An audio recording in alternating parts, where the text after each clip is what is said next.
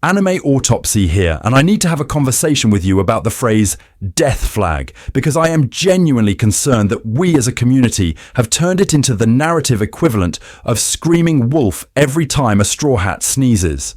Someone coughs, someone smiles sadly, someone says one sentimental sentence about the future, and instantly the comments are flooded with, "He's dead, pack it up." This is fine as a meme. This is not fine as analysis. Here's the thing. When every panel is a death flag, nothing is a death flag. One day, you're spamming panels of Zoro bleeding out on a rooftop with RIP Bozo captions.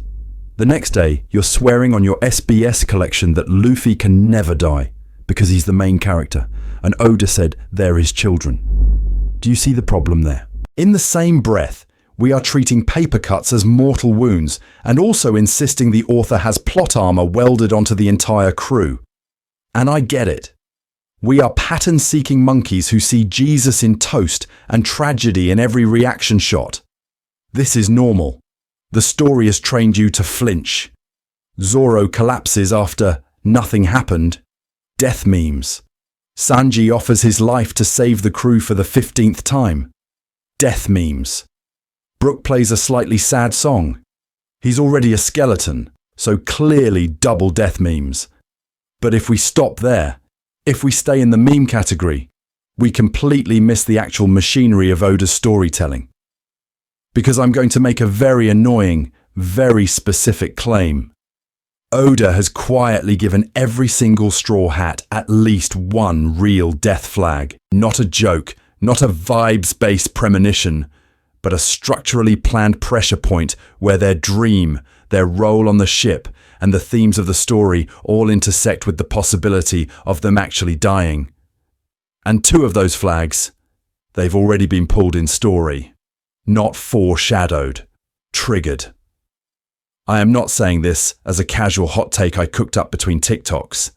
I say this as someone who has spent an actually embarrassing percentage of my adult life rereading One Piece, cross-checking SBS answers, digging through old author interviews and production notes, trying to separate intentional foreshadowing from coincidence. I have stared at panels of Luffy's smiling Nika silhouette and Brook's shadow on that empty ship with the intensity of a conspiracy theorist who has not touched grass since Enies' lobby. So we need to get precise.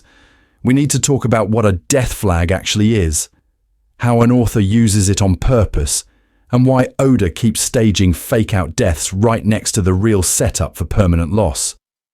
Because if we keep yelling, "No one's dying, they're the main cast," every time, we are going to miss what he is really threatening to do to this crew in the final saga. This is not about edgy predictions or farming shock thumbnails. This is about understanding how far Oda is willing to push his so-called children to the edge of the grave so the ending lands. By the time I walk you through Luffy's prophecy, Brook's entire existence, and Jinbei's repeated "I will give my life for you" promises, you might not agree that a Straw Hat has to die. But you won't be able to say the story never warned you. And to get there, we have to start with one uncomfortable question. What actually counts as a death flag in One Piece? And which Straw Hat is already standing on theirs?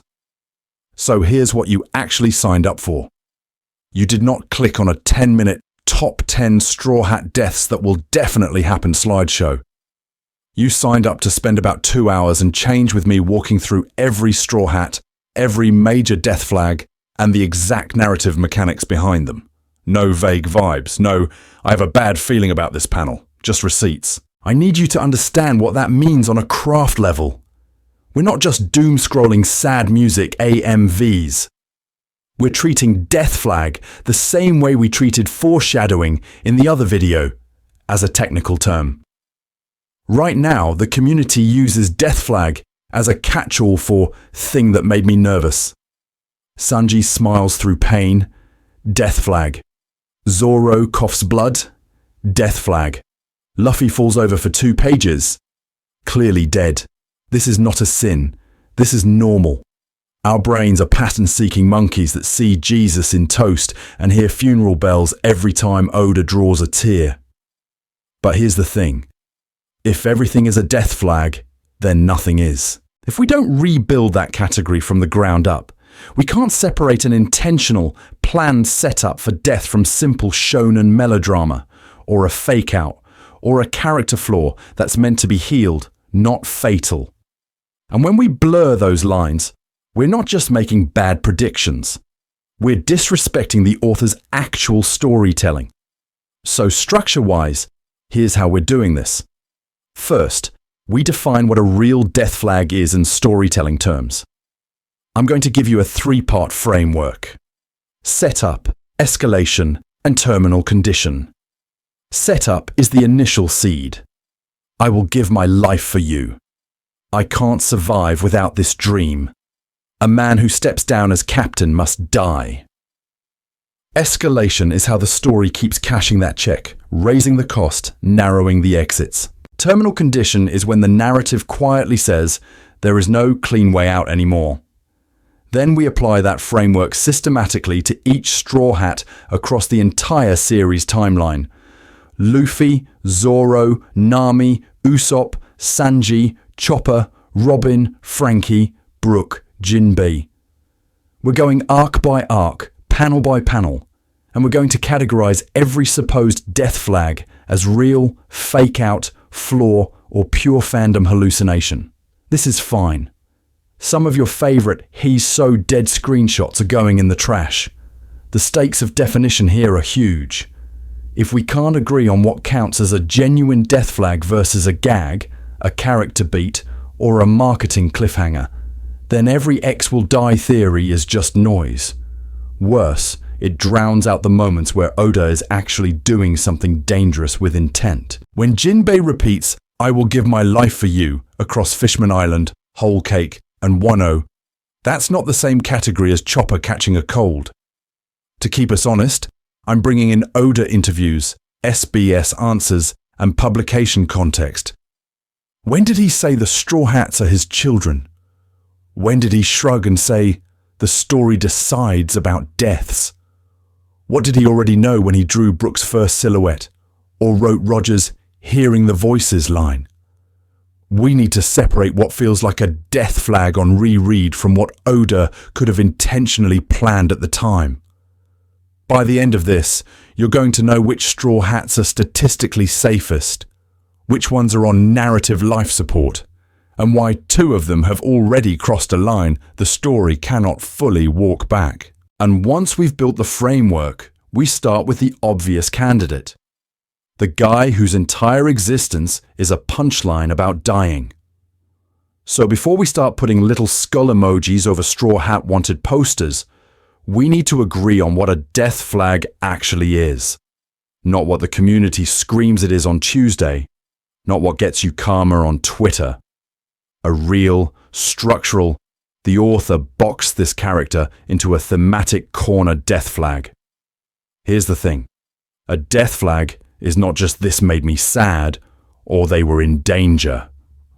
A death flag is a deliberate narrative configuration where a character's traits, promises, and external circumstances converge so that death is the cleanest, most coherent endpoint. Not the only possible outcome, but the one that makes the writing snap into focus. When the character dies, you go, of course. Anything else would have been messier. You already know the classic examples. The soldier who sits around the campfire before the big battle, pulls out a crumpled photo, and talks about going home to his wife and kids. That's not random flavor text. That's the story cashing in on the tension between his personal dream and the war he's marching into. The mentor who grabs the trembling protagonist and says, "I'll protect you no matter what." That line is a contract written in blood. The author just signed, "I will die so you can live," without printing it on the page. Now contrast that with fake tension, which is where most fandom discourse falls apart. A character getting roughed up, coughing blood, mumbling, "I might die here." This is not a death flag by itself. This is Tuesday. This is Shunen cardio. Tragic backstory. Also not automatically a death flag. You can have horrific trauma and still be structurally pointed towards survival, healing, and further growth. The difference is whether the arc resolves cleaner in death or in continued struggle. Listen to me, because this is where Oda specifically plays you. Oda weaponizes noise. He throws constant near-death moments, last-second rescues, dramatic "I'll die for my captain" speeches at you on purpose. He trains you to be a pattern-seeking monkey who sees Jesus in toast every time Zoro falls over. Most of that is noise. It's emotional seasoning, not structural foreshadowing. The signal is rarer. The signal is when a character's long-running conflict, their central promise, and the external plot all align so that killing them would resolve a thread, fulfill or invert a vow, and echo an existing narrative pattern in one piece. In other words, the story would actually be cleaner if they died. That's the category we care about. If death doesn't tie off something planned, it doesn't count for this video. Pattern interrupt. Oda is not writing a grimdark. Everyone dies once they're interesting epic. One Piece is obsessed with what death does to the living. Inherited wills, promises carried forward, dreams surviving in other people's bodies. This is not a sin. This is not a nihilistic universe. This is a series where death is meaningful precisely because it's rare and because the emotional payload lands on the survivors. So for our purposes, we're only counting death flags where a Straw Hat's death would resolve a long-running conflict, pay off or twist a promise, and mirror a prior pattern Oda has already established. Everything else. This is fine. This is normal. It's noise. And once you start separating those two categories, certain Straw Hats suddenly look a lot less safe than the community wants to admit. Which brings us to the first real signal. The captain whose entire mythology is already built around smiling at the scaffold. So before we start hanging nooses over everybody's favourite little pirate son, we need to get our terminology straight. We already built that trio for foreshadowing. True setup, retrofitting, and pre-writing. Now I need you to take that exact framework and drag it over into the graveyard. Because for death flags, those become three very different beasts.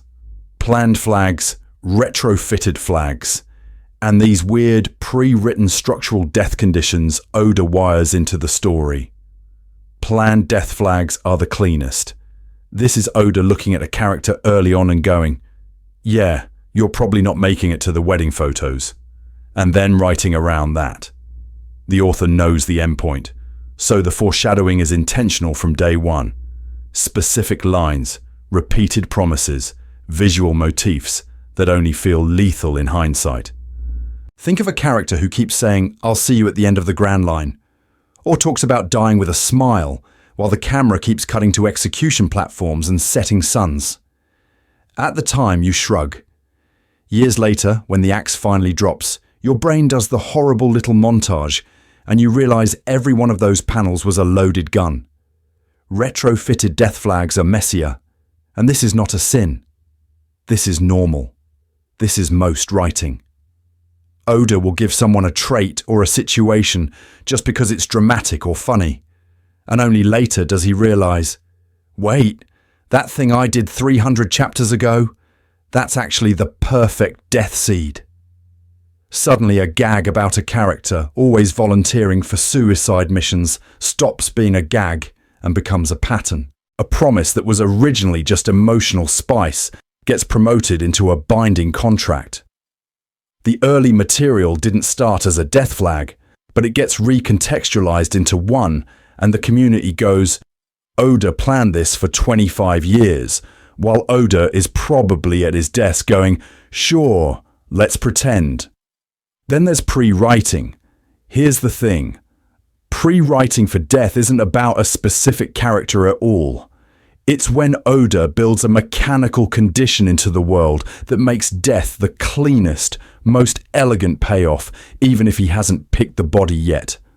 A fruit with a brutal cost. A curse that demands a sacrifice. A prophecy about the dawn of the world that sounds suspiciously terminal for whoever brings it. The setup isn't, this person will die. The setup is, someone is going to have to pay this bill, and every straw hat who fits that category suddenly has a noose quietly reserved in the back. So instead of Chekhov's gun on the mantelpiece, I need you to start picturing Chekhov's noose hanging behind every straw hat's dream. It's always there in the background. The question isn't, is there a noose? The question is, does Oda actually kick the chair for this one or pull it away at the last second and make it a fake out? And because we're pattern-seeking monkeys who see Jesus in toast, the community will call every rope a death flag unless we're strict about categories. Which is why, as we go crew member by crew member, we're going to tag each main death flag as primarily planned, retrofitted, or pre-written. Not to worship Oda as a 4D chess god, but to respect his long-term instincts without pretending he had 25 years of omniscience mapped down to every eyebrow twitch. And once you run Luffy, Zoro, Nami, and the rest through that 3-layer model, 2 of those nooses stop being hypothetical and start looking already halfway tightened. So when I say 2 nooses already look halfway tightened, I need you to understand what that actually means in the real world of Weekly Shonen Jump, not in the fanfic multiverse in your head where Oda is a time-traveling octopus with 8 pens and 0 constraints. So here's the thing. This man is producing 15 to 20 pages every single week. That's storyboarding, penciling, inking, revisions, the whole assembly line, under constant editorial oversight. He's not in a cabin in the woods carefully arranging a perfect Straw Hat funeral 20 years in advance. He's in a factory, with a boss and a scoreboard. That scoreboard is reader surveys and volume sales, and if those numbers tank because you killed the wrong character at the wrong time, the series bleeds out. That's the brutal part our community keeps skipping. You don't just plan a Straw Hat death in 2003 and then calmly coast toward it. You're navigating Jump's shifting demographics, competing against new hits, and trying to keep a pirate comic relevant to kids who were born after Enies' lobby ended. A death that would have been a bold, intentional move in 2010 might be commercial suicide in 2026. And then you've got the external chaos. One Piece was not supposed to run this long. Oda has admitted he keeps extending arcs, adjusting pacing, compressing or stretching out reveals. Add in his health issues, surgery breaks, the whole 4 weeks on, 1 week off rhythm. Are we really pretending an author in that situation can pre-schedule Chapter 1, 1320, Zoro's Wake, and hit it on time? He would have to predict his own stamina, Jump's survival, global fandom reaction, anime production schedules, and the state of Twitter in 2040. That's not planning. That's trying to foreshadow the weather on Mars. Now, Oda has also said the Straw Hats are his children. That's not marketing fluff. You can feel it in the writing. At the same time, he's on record saying, the story decides. That's the tension. Emotionally, he does not want to bury his kids. Intellectually, he understands that if the story demands a body, holding back forever turns your death flags into empty cosplay. What do you get when you put those 2 impulses in a blender? Retrofitting. He writes arcs that are structurally capable of killing someone, then waits to see where the story, the sales, and his own gut are going. Marineford is the textbook example. Ace's execution, Whitebeard's last stand.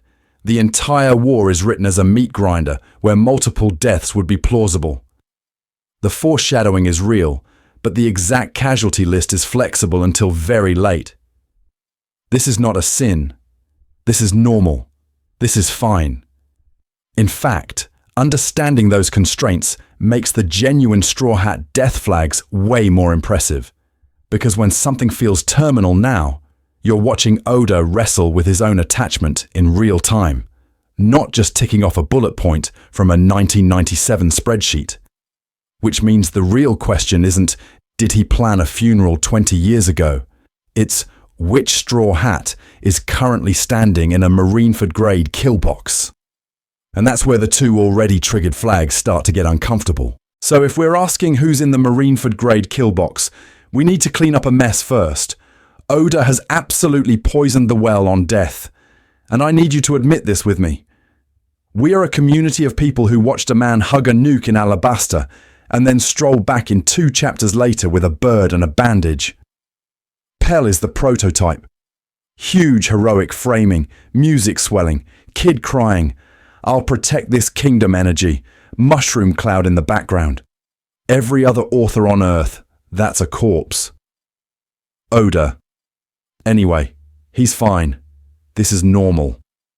Then you stack Pagaya in Skypia, the random Shandians, the "oh no, that side character fell off the Sky Island" crowd who just reappear sipping soup in the background. After a decade of that, of course fans assume everyone has industrial-grade plot armor. We've been trained. And here's the thing. That training is exactly why Ace hits as hard as he does. Marineford is Oda weaponizing his own bad habits. You go into that war arc thinking, he's the cool brother, he has a tragic flashback, the author loves him, there's no way. So when Akainu's fist goes through his chest, you wait. And you wait. And you keep waiting for the Pell camera pan that never comes. The pattern doesn't save him. The pattern betrays you. In hindsight, Ace is a perfectly constructed death flag. The backstory with Sabo and Luffy, the constant question of whether he should have been born, his connection to Garp and Whitebeard as these 2 competing father figures, all of that is Oda laying emotional explosives. Then you add Ace's own dialogue. "If I can't even help my captain, I don't want to live. Was I really supposed to be born?" That's not just angst. That's intentional repeated staging of a character who only knows how to measure his worth in whether he's a burden. It's foreshadowing masquerading as self-loathing. Now contrast that with Pell. His sacrifice is noble, sure, but structurally? Alabasta's themes about inherited will, corrupt authority, and Vivi's choice to stay with her people are already resolved without needing a permanent death. He doesn't sit at the center of the narrative web. He's an accessory to a climax, which is exactly why Oda can hit Ctrl+Z on the explosion and the story doesn't break. That's the category difference. Ace is a load-bearing character. Pell is drywall. Listen to me. This is not a sin. This is not bad writing. This is Oda running a long con on you. Every fake out, from Zoro's nothing happened blood sacrifice to Usopp getting sniped off towers, pushes the Overton window of what mortal danger looks like in this story. You get desensitized, you roll your eyes, and then, when a real Straw Hat death flag finally cashes out, it's going to feel both impossible and, in retrospect, absolutely inevitable. So from this point on, every time a Straw Hat takes a hit, we need to ask one question. Is this more Pell or more Ace? Is this a cool panel Oda can walk back, or is this a carefully planned emotional landmine? Because 2 of them are already drifting into Ace territory, and once you see which ones, you're not going to be able to unsee it. So if Pell versus Ace is our spectrum, we need to talk about the guy who is literally named after the sun, and whose entire arc is Bring the Dawn. Because Luffy is not carrying a normal shonen death flag. He is carrying a myth. Here's the thing. From a foreshadowing perspective, the author has been screaming this at you for years. Joy Boy, Nika, the drums of liberation, the sun god imagery baked into Skypiea, Fishman Island, and Wano. Every time someone talks about the dawn of the world or a new era, it keeps snapping back to Luffy's existence and actions. Not to pirates in general, to this one rubber idiot who now turns into a literal cartoon sun. That puts him in a very specific storytelling category, revolutionary messiah.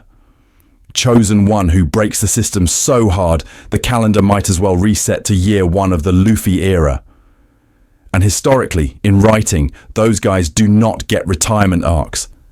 The hero doesn't usually live in the world they create. Their death is the final sacrifice that cements the new age. You don't get Jesus running a seaside carpentry shop going, "Man, that crucifixion was wild, pass the meat." Look at how Oda frames Roger The community treats him as Luffy but older, but the story keeps telling you he's the prototype that failed. He reaches Laugh Tale, he laughs, he understands the joke of the world, and then he says he was too early. Wrong era, wrong timing. So he starts the Great Pirate Era as a delayed fuse and dies before the explosion. The implication is brutal. Someone else has to finish the job at the same cost. Roger's execution is the prologue. Luffy's is the conclusion. Now fold Nika into that. Gear 5 is not just a power-up, it's a death aesthetic. This form is introduced with Luffy literally coming back from clinical flatline, drums pounding, smiling harder the closer he is to oblivion. Nika is the god who laughs in chains, who dances in the face of death, who turns execution into slapstick. Retroactively, that reframes Luffy's whole character. The kid who smiled at Shanks losing an arm. The teen who grinned on the scaffold in Loguetown. Those aren't just personality quirks. They're foreshadowing of a terminal condition. He will laugh at his own end if it means freeing others. So, I need you to see the real death flag here. It's not Luffy might die in a fight with Blackbeard in some standard battle shonen way. It's that his dream is so big, so structurally disruptive to the world order, that the cleanest intentional endpoint is him burning out as the catalyst for dawn. The sun rises, the sun sets. That's the rhythm, which leaves us with the uncomfortable question the community keeps dodging. Can One Piece actually end with Luffy quietly retiring to eat meat on a sunny island? Or has Oda already told us symbolically that this story ends with a funeral pyre under a rising sun? And if the sun god is a loaded gun on the mantelpiece, who else is standing close enough to catch fire when it finally goes off? So, when I say the sun god is a loaded gun, I'm not being poetic for fun. I'm pointing at Luffy's actual body and saying, this thing is a time bomb, and Oda has been taping wires to it since Enies' lobby, while we all clap and yell, Gear 5 go brrr. Here's the thing. Gear 2 was not subtle. Luffy literally vents steam from his skin because he's overclocking his blood. Rob Lucci doesn't just shrug and go, wow, neat trick. He spells it out. You're shaving off your lifespan to win this fight. That is not metaphor. That is the author grabbing a megaphone and yelling, this power-up has a price, while the community goes, wow, cool foreshadowing. And then immediately forgets it the second the next punch lands. And it stacks. Impelled down, Ivankov pumps Luffy full of hormone cocktails that are explicitly framed as a trade. You can live now, or you can live long. Pick one. Luffy picks now, because of course he does, and we all went, this is fine, shonen protagonists do this all the time. Which is true.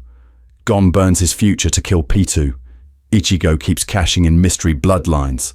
Goku has died so often death has a punch card. Shonen has trained you that shortened lifespan is a fancy way of saying cool transformation incoming.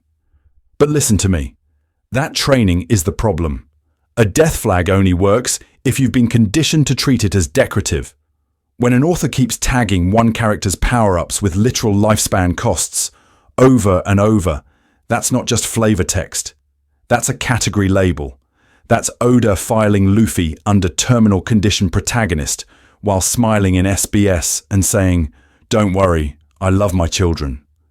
Now throw Nika into that mess.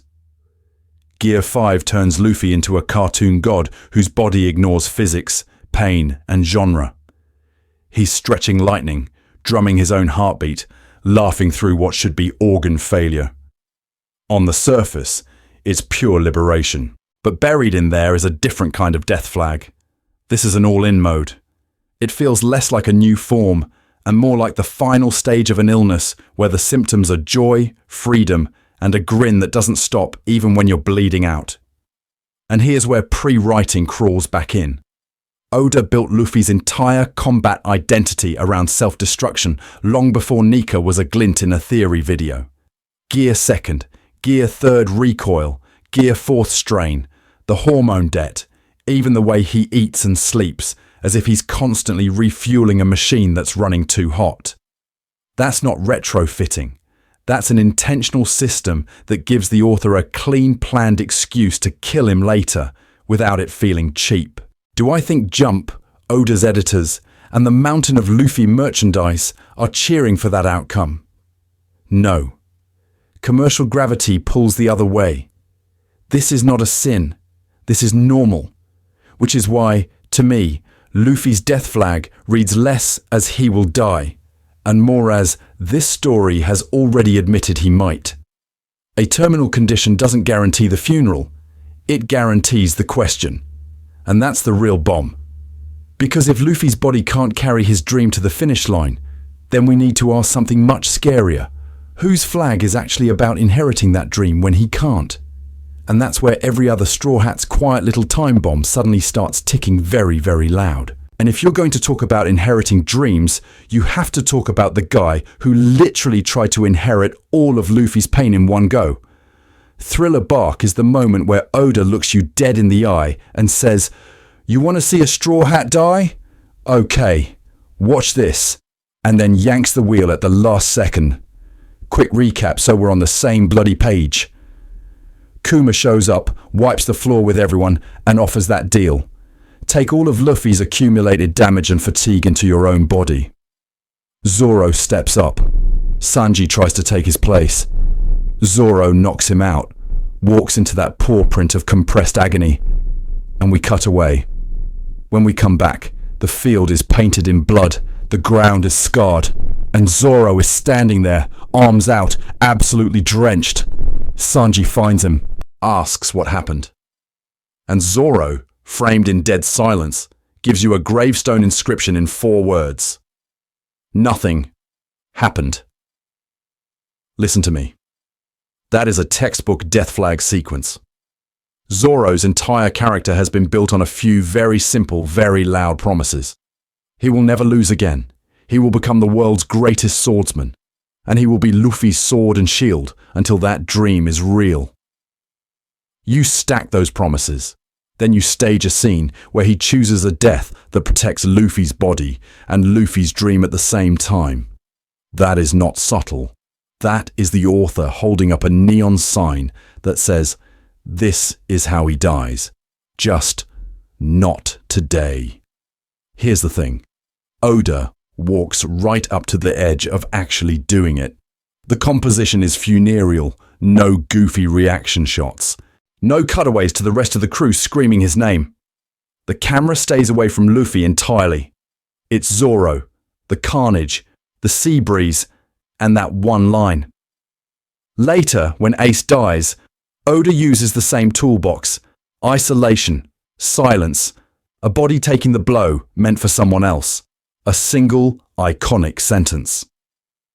The community treats Ace's death as the big benchmark, but the rehearsal for that staging is already sitting back on Thriller Bark. And I need you to clock that word, rehearsal. Because this is not a sin. This is not bad writing. This is Oda stress testing the audience. How far can he push a straw hat toward the morgue without actually zipping the bag? How much blood? How much finality in the framing before fans revolt? Thriller Bark is the controlled experiment, the lab test for a future Straw Hat funeral. From that moment on, Zoro is permanently redefined. Before, he's the cool rival who wants the throne of world's strongest swordsman. After, he's the designated martyr. You know, in your bones, that if the story ever presents a binary of Luffy's dream or Zoro's life, the coin has already been flipped. We saw the answer. Zoro will crawl into the guillotine smiling. So Zoro's death flag isn't, he might fall in some random battle. His flag is that he has already demonstrated the exact pattern of his death. He takes the fatal blow meant for Luffy without hesitation. In a story about inherited wills, he's the one who volunteers to make sure the will holder survives, even if it kills him. And that raises a really ugly question. If Oda already ran the simulation once, what happens the next time he doesn't cut away? So we already watched Zoro run the "I'll die" instead of Luffy script once. Thriller was the beta test. Now I need you to zoom out and see how his actual dream is wired into death from day one. Zoro doesn't just want a title. World's greatest swordsman is stapled to a gravestone. His entire ambition is a memorial to Quina. The promise isn't, I'll get strong because it's cool. It's, I will reach the summit you were supposed to reach, and I will carry your name there. From a writing perspective, that's a death contract. His success is, by definition, an epitaph. If he wins, he's already a tombstone with abs. And here's the thing. In swordsman stories, the summit is almost always a duel. One clean, final, intentional clash where both people walk in having already accepted death. Oda telegraphed this the second he put Mihawk on a tiny boat, strolling through war zones to bully rookies. Zoro's whole career has been one long, planned setup to return to that cross-shaped sword. Whether it's Mihawk himself or some successor, the community expectation is clear. There will be a last duel, and it will double as a death flag for both of them. So where does that flag cash out? I see two big endpoints. Path 1. Zoro dies in a final stand directly in front of Luffy. Thriller bark. But Oda doesn't cut away this time. Maybe it's against Imu. Maybe it's against some final government monster. But structurally, it's the same problem. The sun is about to be snuffed out, and the sword steps in front of the eclipse. He fulfills Quina's dream, fulfills his promise to never lose again, and then proves it in the worst, most literal way possible. Path 2 is nastier. Zoro survives the Mihawk duel. He actually becomes the greatest swordsman and walks away. This is fine. This is normal.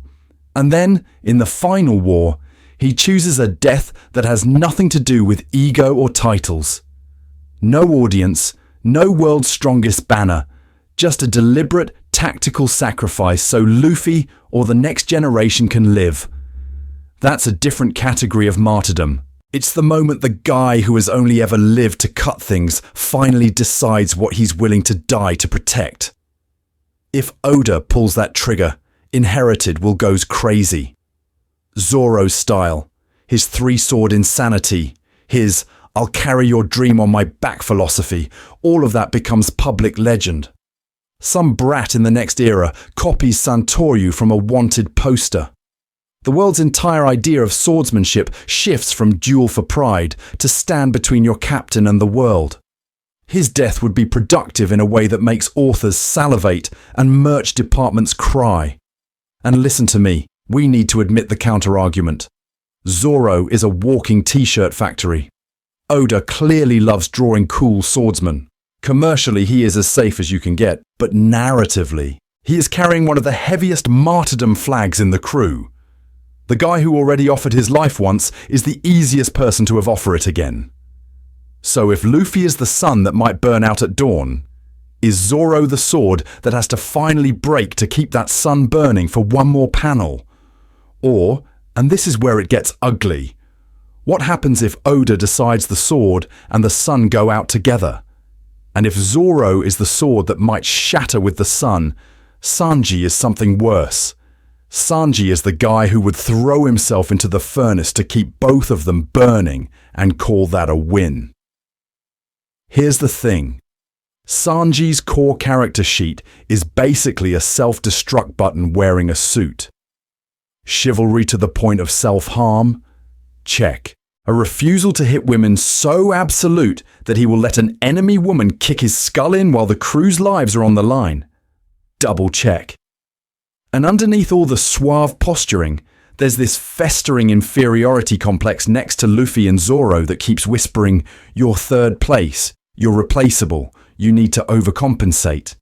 That's not just a fun quirk, that's an intentional planned death flag. Go back to Barity. The author shows you the template immediately.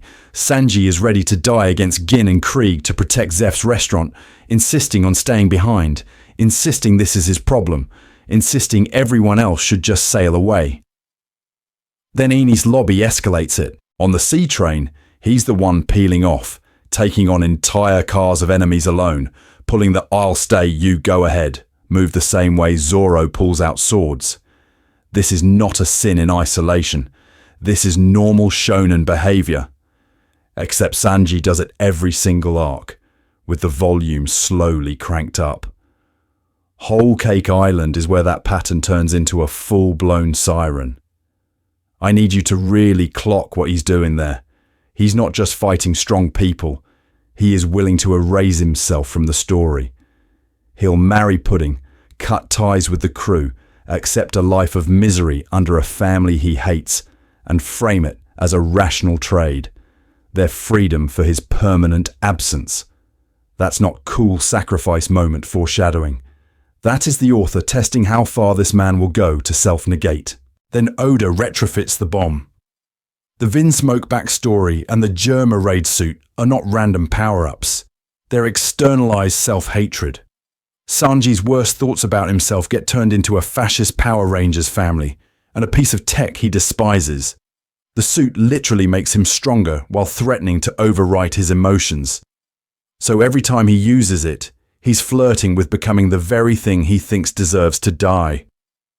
The community keeps treating this as a simple, cool upgrade category.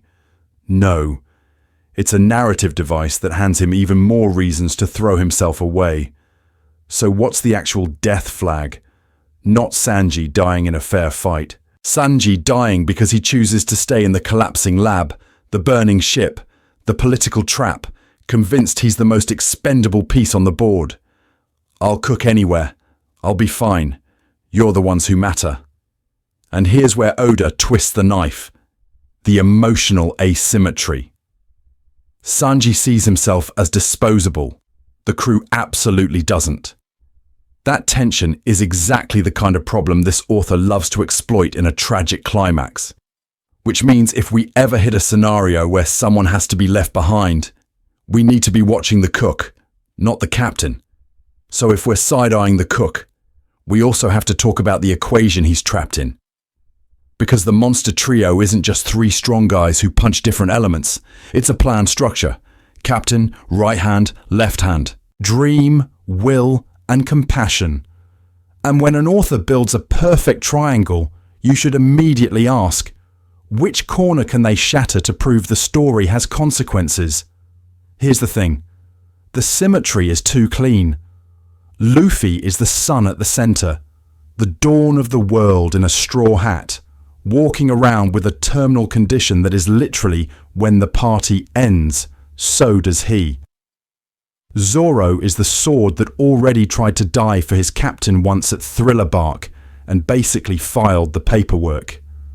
Sanji is the self-erasing caretaker who keeps volunteering to be the one left behind.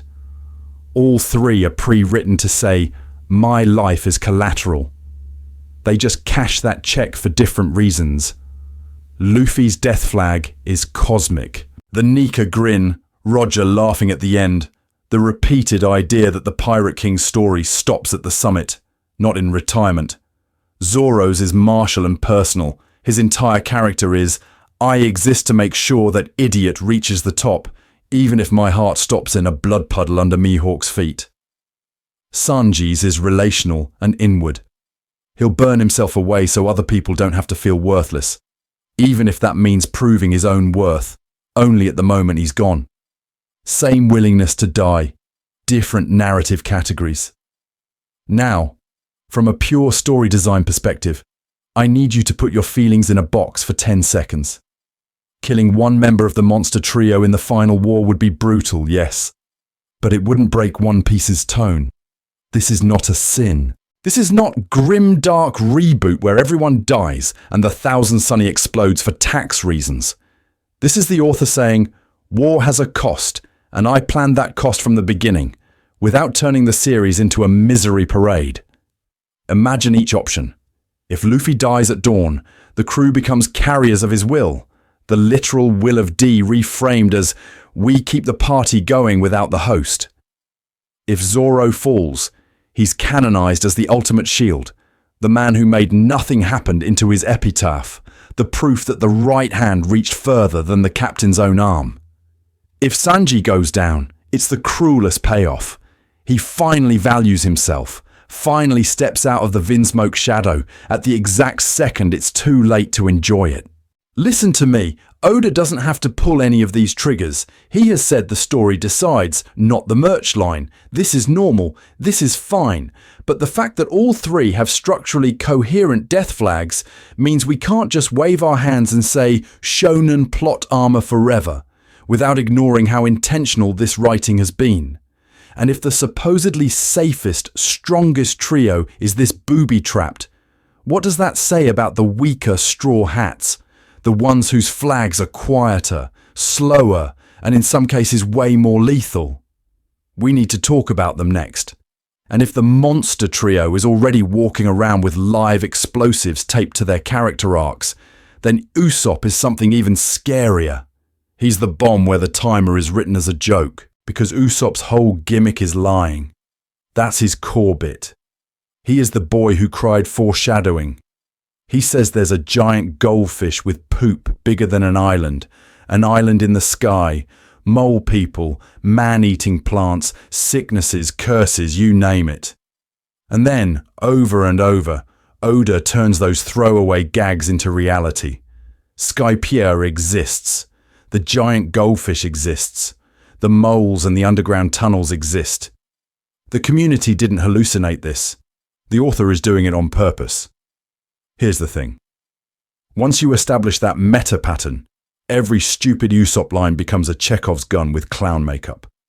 When he screams, "I'll die if I go back there," or "I'm already dead," or collapses from some overdramatic, fatal illness, that's not just coward comedy anymore. That is an intentional category of joke that Oda has trained you to treat as future truth. And the problem is, some of those lines are about death and sickness. We need to walk through the receipts. Usopp fakes being mortally ill in Syrup Village. He plays dead constantly. He declares he'll die if he goes back to Alabasta, to Enies' lobby, to certain fights he's terrified of. He talks about diseases, curses, being too weak to survive. Right now, it's overblown theatre. But remember, this is the same writing where "there's a country in the sky" went from punchline to full arc with a warfare god and a poneglyph. So you end up with a very specific, very cursed death flag. Not just, this character is reckless, or this character sacrifices himself. Usopp's flag is meta. It's a running gag that can be weaponized into tragedy. The second Oda decides one of those "I'll die if" lines stops being empty. The gun isn't on the mantle because he might use it. The gun is a prop that has secretly been loaded by 20 years of payoff jokes. Now Leia in his actual dream. Usopp doesn't want treasure or history.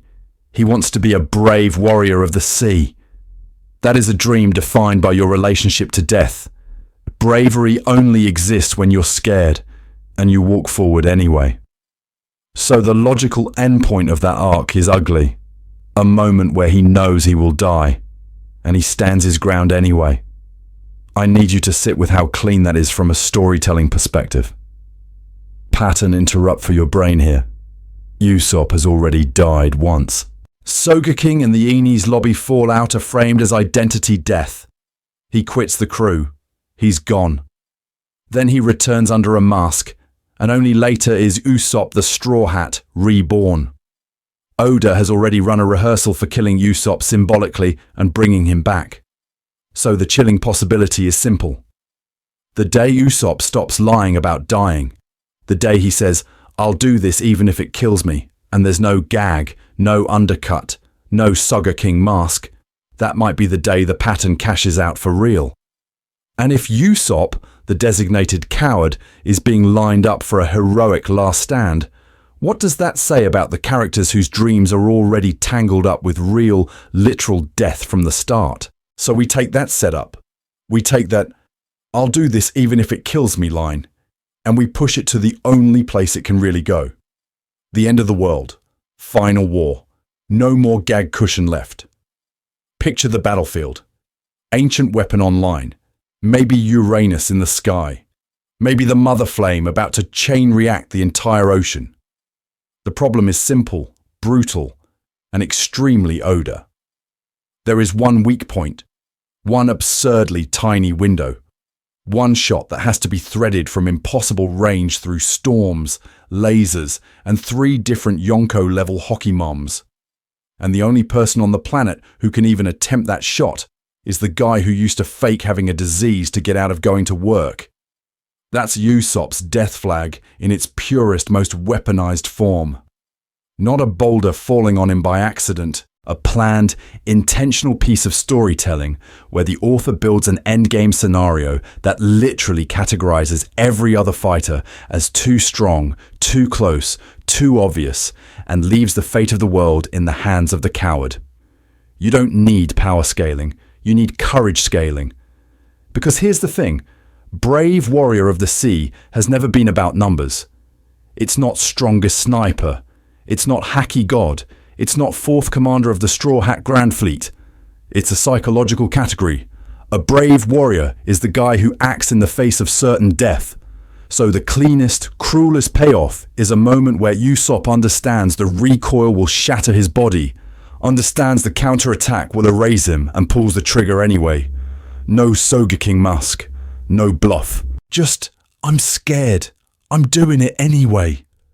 Now, inject your Usopp into that same frame. I need you to sit with how loaded that is. The community has been joking for years that the deadbeat dad has to watch his son pop off at the end. But from a writing perspective, that's not a meme, that's a Chekhov sniper rifle. Oda has spent decades keeping that relationship unresolved on purpose. You don't park Red Hair's legendary marksman in the story, mirror his skill set in his kid, and then never cross those beams. The most devastating, circular version of this death flag is Usopp taking that impossible shot while his father watches. Too far away to help, close enough to see his son become everything he ran away from being. Inherited will kicks in immediately. This is where all those liar whose stories come true panels stop being a gag and become mythology. Usopp has been workshopping his own legend since Syrup Village. He's been beta testing his future hagiography on kids. If he dies making one of those tall tales real in the most literal way, sniper who saved the world, coward who stood tall, then every little coward in universe suddenly has a patron saint. His lies become scripture. The next generation points to stories of God Usopp and goes, if that guy was terrified and still did it, maybe I can too. And listen to me, I know the counter-argument. Oda loves this man as comic relief, as the audience surrogate, as the pattern-seeking monkey who sees Jesus in toast every time a giant shows up. This is not a sin. This is fine. This is normal. That tension between indispensable clown and perfectly set up martyr is exactly why his flag is dangerous. Zoro and Luffy wear their death flags on their sleeves. Usopp's is stitched quietly into his character sheet, already thematically complete, already ready to cash out. Which raises a nastier question we need to talk about. If the most narratively ready Straw Hat to die is the one Oda uses to cushion the tone, what happens when you look at the characters whose dreams literally require walking into the execution chamber? So if Usopp is already thematically ready to die, we need to talk about the person Oda quietly put on the front lines of reality itself. Nami. Because Nami is the one Straw Hat whose dream has, on paper, already happened once. Remember what her original dream actually is. Not the fandom meme version, the text. She wants to draw a map of the world, and she wants to buy back Kokoyashi Village by drawing maps for Arlong. By the end of Arlong Park, one of those is functionally complete. Kokoyashi is free. The Tangerine Grove is safe. Belmare's grave has flowers. That core revenge redemption loop is closed before the Grand Line even starts. And here's the thing. From a pure writing perspective, that's weird. Most authors hold the hometown liberation card until way later. Oda cashes it out early, then keeps giving her incremental map of the world progress as they sail. That's not a payoff. That's a pilot episode. That's pre-writing. He resolved Nami 1.0 so he could test Nami 2.0 in a darker category. We've already seen the pattern. Robin completes her core arc at Enies' lobby. She says, "I want to live." The community cries, the flag burns, everyone tattoos the panel on their soul. That should be the end of her death flag. Instead, Oda escalates her into the Void Century, O'Hara's legacy, the most illegal knowledge in the world. First test, will you choose life? Second test, will you keep walking toward the noose anyway? That second, more painful test is intentional. It's planned. Now apply that structure to Nami. She is the emotional heart and the financial brain of the crew. She's the one worrying about food money, about villages in the crossfire, about kids in Punk Hazard and Samurai in Wano. Her connection to ordinary civilians, to weather, to navigation keeps her the most human Straw Hat. No mythical bloodline, no demon fruit, just a girl with a pen and a trauma-induced work ethic, which makes her the perfect candidate for a grounded, tragic death. Not a glorious sword duel. A workplace accident at the edge of the world. Listen to me. Oda keeps showing you that Nami will walk back into hell for other people. She walks back into the storm to save Luffy in Arlong Park. She stands, shaking, in front of Arlong himself. She runs weather fraud on Big Mom's crew, taunting a Yonko with Zeus in her hand. Over and over, she pushes into extreme danger for the crew and for strangers, because someone has to navigate this. So the death flag isn't Nami versus Blackbeard in a beam clash. The death flag is a catastrophic weather event, a navigation nightmare where there is one route that saves the world and one route that saves her. She chooses the former. She literally guides the crew through hell, burns herself out to thread the needle between currents, weapons, and gods. That's not random tragedy, that's structural. Oda made her the navigator of a ship sailing into the most dangerous seas on the planet. The job itself is Chekhov's job posting. The loaded gun is on the mantle, and so far, he's refused to fire it. Which raises an uglier question. If Nami's gun is the sea, what about the Straw Hats whose guns are already pointed at their own heads? If Nami's gun is the sea, Robin's gun is worse. Robin's gun is history. And history in One Piece has a 100% execution rate. Quick recap, so we're on the same page. Robin's entire life pre-Straw Hats is one sustained horror bit about what happens when a child is born with a forbidden skill. She can read poneglyphs, which means from age 8 she's not a person, she's state contraband. Her island is erased. Her mother dies. Saul dies. The Buster Call hits the reset button on her entire existence. Every home after that? Crocodile, various mafias, random kingdoms. All of them treat her as a tool, a weapon, or a bargaining chip. So of course she internalizes the most efficient survival rule. I don't deserve to live, but I can keep living if I'm useful. That's not just sad backstory. That's planned structural foreshadowing. Oda builds a character whose core belief is that her life is negotiable. That's the death flag baked into her personality. She doesn't value her own existence. She values her utility. Which is why Enies' lobby hits so hard. I want to live is not just a cool panel you repost on Twitter with a crying emoji. It's a categorical reversal. For the first time, she explicitly rejects the world's premise and her own programming.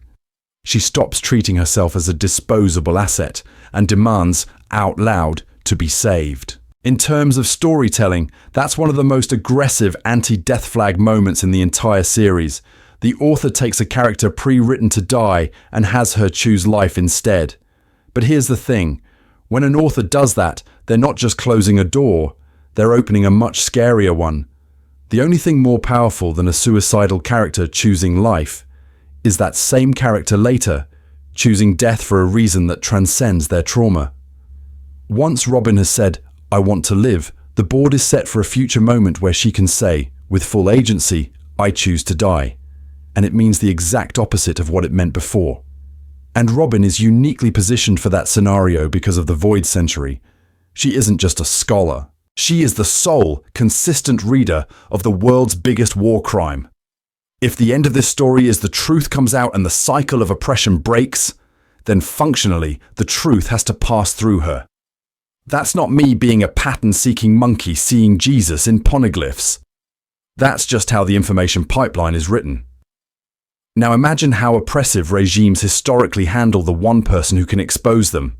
Spoiler: it's not with a fruit basket. In World, O'Hara got nuked for asking questions.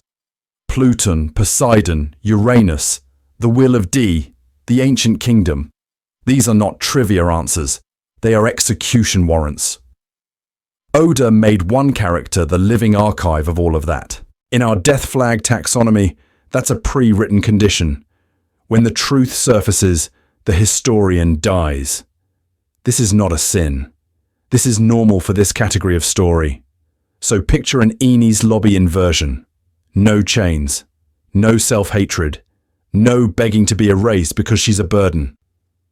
Instead, Robin standing in front of the world, or Imu, or a crowd about to riot, and calmly saying some version of, "This time I choose to die," because her death locks in the new era, or protects the crew, or becomes the symbol that makes the truth undeniable. The first declaration was about her trauma. The second would be about her values. Listen to me. That would be the most brutal, thematically coherent death flag payoff Oda could possibly fire. And the terrifying part is that he already built the trigger into another Straw Hat whose entire existence is a rehearsal for dying over and over again. And that rehearsal has a name and a tiny blue nose. Chopper's Dream is one of the purest, most weaponized death flags Oda has ever written. A doctor who can cure any disease is not just a career goal, it's a theological statement. It's born from watching Hiriluk, the quack who saved his soul, die under a fake cure and a real sky of cherry blossoms. The whole point of that flashback is that Hiriluk's body failed, but his idea didn't. The sakura in drum are a metaphor for a cure that outlives the patient. Now put that in storytelling terms. You give a kid a mentor whose death proves that a doctor's value isn't measured by survival, but by the hope they spread. You have the mentor literally toast "what a wonderful life" as he walks into his own execution. That is intentional scaffolding for a successor who will one day face the same choice with higher stakes. Here's the thing. Oda immediately bakes the death flag into Chopper's power system. Monster Point and the original Rumble Balls are not just cool transformations. They are pharmacological self-harm. Chopper is swallowing unstable drugs he cooked himself, pushing his Zoan beyond safe parameters, and occasionally turning into a kaiju that even the crew is terrified of. Remember how they used to run from him? That wasn't just a gag. That was the story quietly asking, what happens when the doctor is the disease? Time skip Chopper cleans this up on the surface. He gains control, refines the Rumble Balls, and Monster Point becomes a planned tool instead of a panic button. This is fine. This is normal for shonen power creep. But the underlying category of power hasn't changed. His entire combat identity is still self-modification through medicine. Every new form is essentially, what if I take an even weirder pill? You don't need to be a pattern-seeking monkey who sees Jesus in toast to see where that can go. So imagine the endgame version. A plague weapon from the Void Century. An illness targeting devil fruit users. Luffy's rubber heart finally giving out under Gear 5. Pick your apocalypse. Chopper stands there with a syringe or a cherry blossom-coloured drug that he knows will cure it. And he also knows it will absolutely kill him. Not, you'll be weakened for a while kill. Hiriluk level. Walk into the explosion with a smile kill. I need you to understand how clean that symmetry is. A reindeer branded a monster dies as the ultimate doctor, proving retroactively that his existence was the cure to the world's cruelty all along. The monster label, the horns, the snow, the sakura. Those weren't random aesthetic choices. They were planned ingredients for a final statement about what a doctor actually heals. And yet, We need to talk about tone. Killing the cute mascot doctor is nuclear. It risks snapping the tonal rubber band of One Piece in a way Oda may never be comfortable with. This is not a sin. This is a reasonable boundary. But structurally, the flag is there, wired into his dream and his methods. And Chopper is not the only Straw Hat whose power set is built out of slow-motion suicide notes. And if Chopper is weaponized self-harm in a lab coat, then Franky is the other end of that spectrum. The guy who already died, stapled himself back together with cola and scrap metal, and then volunteered to be a ship. Remember Water 7? Tom is executed for building the Oro Jackson. Franky throws himself in front of the sea train, gets his body absolutely obliterated, and then wakes up in a junkyard. That should have been a corpse. Instead, he drags his broken frame across steel and rust, rips himself apart even further, and intentionally rebuilds into a cyborg. Franky the human dies on those tracks. Franky the battleship stands up in that workshop. That's not subtext. That's the author painting a giant neon sign that says, this man's body is a blueprint, not a constant. Now listen to me, because this is where the foreshadowing starts to feel uncomfortable. Oda already proved in Water 7 that a vessel can die a more meaningful, more emotionally coherent death than most human characters in shonen. The Going Merry's funeral is staged as a wake. The ship talks. The crew apologizes. We get the Viking funeral, the flames, the tears, the shot of Usopp screaming to a burning figurehead. In terms of storytelling category, Merry is treated as a full character, with a completed arc and a conscious farewell. A boat gets a better death than 90% of anime protagonists. This is not a sin. This is Oda telling you what a good death looks like in his world. Which brings us to the Thousand Sunny and the problem named Franky. He doesn't just build the ship. He pours Tom's dream ship philosophy into every plank. Adam Wood, the lion figurehead, the soldier dock system. That's Tom's legacy fused with Franky's body horror second life. When he curls up on the Sunny's deck to sleep, it reads less as a guy on a boat and more as a heart beating inside a ribcage he designed himself. The ship is his child and his prosthetic at the same time. You see the difference? So what's the cleanest death flag? Franky going down with the Sunny in an apocalyptic endgame sea battle. Not a random blast, a deliberate choice. The crew needs to escape, the ship has one last mission, and someone has to stay aboard to hold the hull together, steer through hell, or physically tank an ancient weapons beam. Who do you send? The man whose torso is a blast shield and whose arms are literally construction equipment.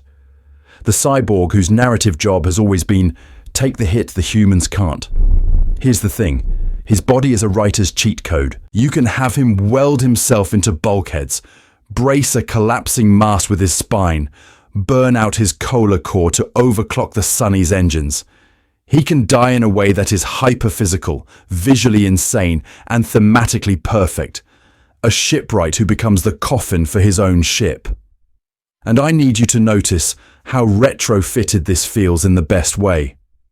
I don't think Oda sat in 2004 and meticulously planned panel by panel Franky's exact sacrificial pose in the final storm. But he absolutely built a character whose dream, mentor and body all point toward a die with the ship climax. This is how intentional long-form writing works. You create a man who is half ship, give him a boat that is half mentor, and then hand future you the most obvious loaded gun in the arsenal. The community keeps staring at Luffy's smile and Zoro's scars. But the Straw Hat who already had a funeral template written for him might be the one made of steel. And if the shipwright is built to burn, what does that say about the skeleton who's already done it once? Which means we need to talk about the guy who already checked out once, filled out the afterlife paperwork, and then got sent back because HR misfiled his soul. Brook is not a metaphorical death flag. He is a literal, canonical, textually acknowledged corpse. His entire crew dies. He dies. His soul wanders the fog for decades because he got lost on the way back. The Yomi Yomi no Mi doesn't give him a cool mode or a new haircut. It drags him out of actual death and staples him into a skeleton body. In a story where most death flags are vibes and paneling tricks, Brooke is the one straw hat whose relationship to death has a user manual. And here's the thing, Oda weaponizes that every time Brooke is on screen. Brooke is a walking memento mori in a clown wig.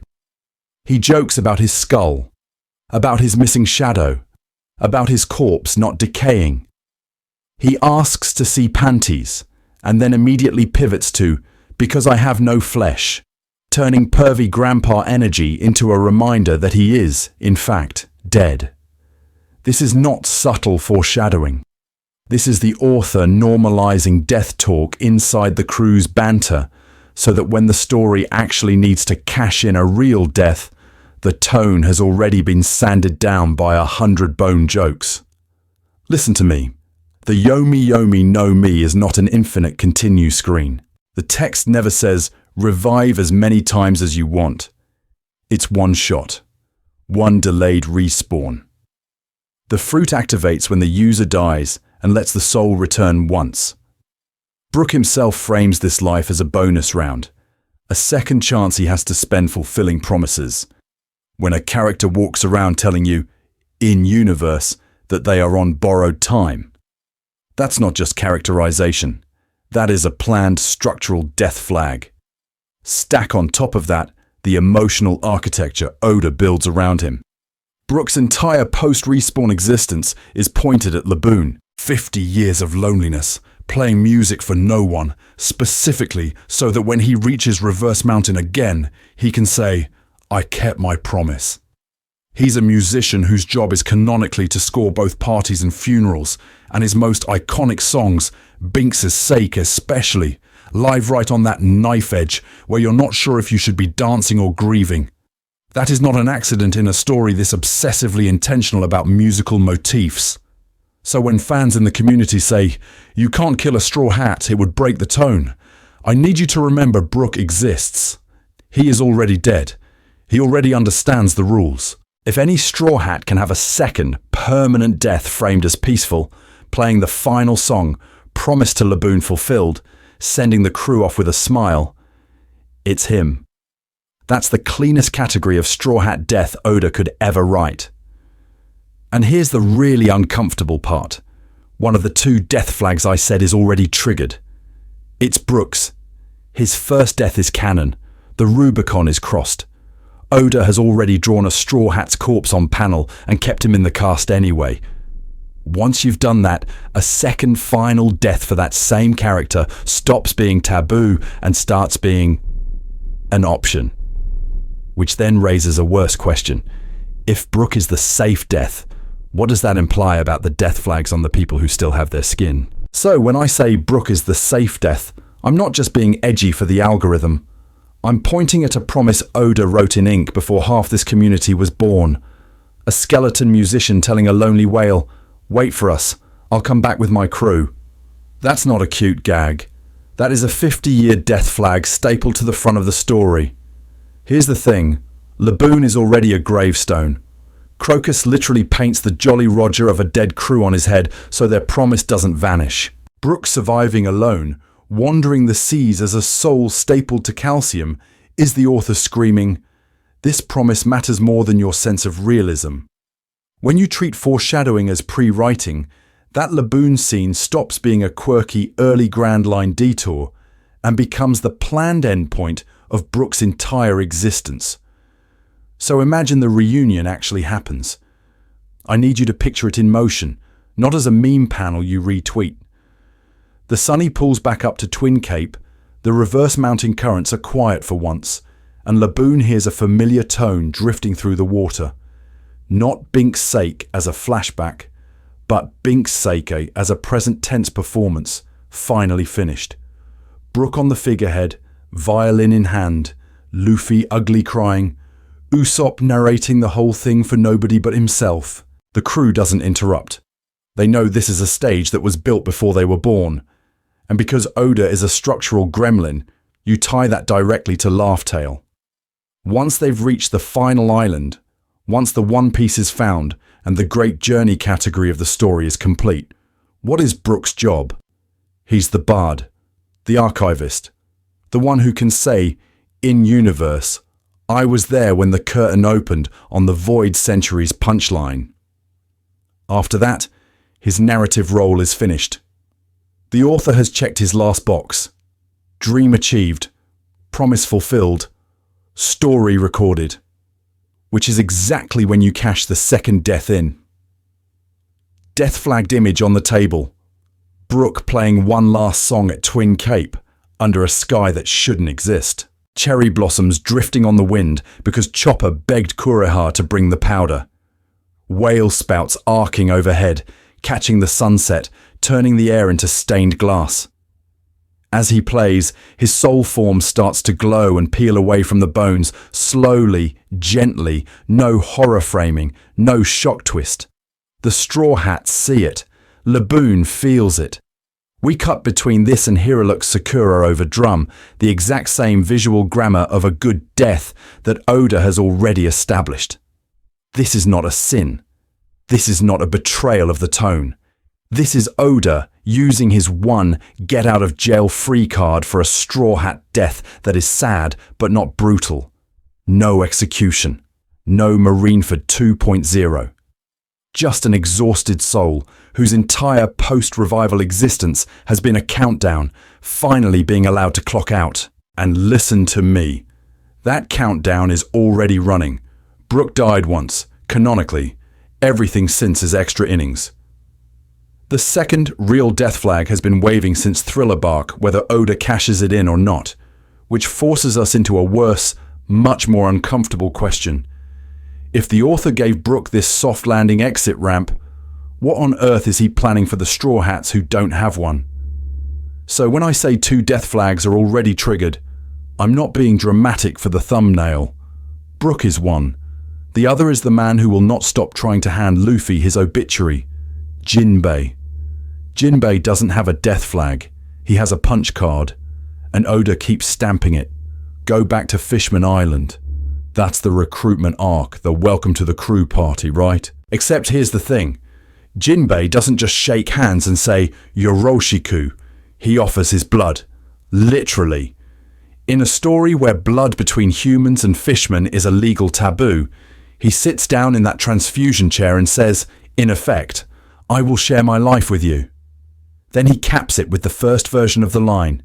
He'll stake his life on Luffy bringing dawn to the seas. That's not a gag. That's not Usopp swearing on snack time.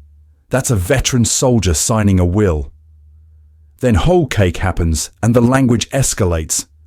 I need you to hear the difference. At Fishman Island, it's a pledge. At Whole Cake, it's a battlefield contract. In the Tea Party escape, Jinbei tells Luffy he's leaving Big Mom's crew. Big Mom demands his lifespan as tax. He stares down a Yonko and says he can't fear death if he's joining the future Pirate King. Then, when the Straw Hats flee, he volunteers to stay behind and cover the retreat. No ship, no guarantee. Just, I'll see you in Wano, and the very real possibility the author never has to pay that off. This is not a sin. Authors do this all the time. They stayed behind is a tidy, deniable exit ramp. Oda intentionally put Jinbei in the perfect off-screen death position and then, crucially, chose not to use it. That's what I mean by triggered. The flag fired. The gun went off. Oda just had Jinbei tank the bullet. By Wano, the rhetoric is basically formalized. Jinbei is helmsman now, the elder statesman on the Sunny. He's the one who understands the world government, the Yonko system, the celestial dragon food chain. When he plants himself as a shield in Onigashima, when he blocks attacks meant for Luffy or the crew, it doesn't read as impulsive Zoro-style self-harm. It reads as a man calmly cashing in a promise he has already made 3 times. And that's where his backstory matters. This is a guy who watched Fisher Tiger die, who served under Big Mom to protect his people, who has seen systemic oppression from the inside.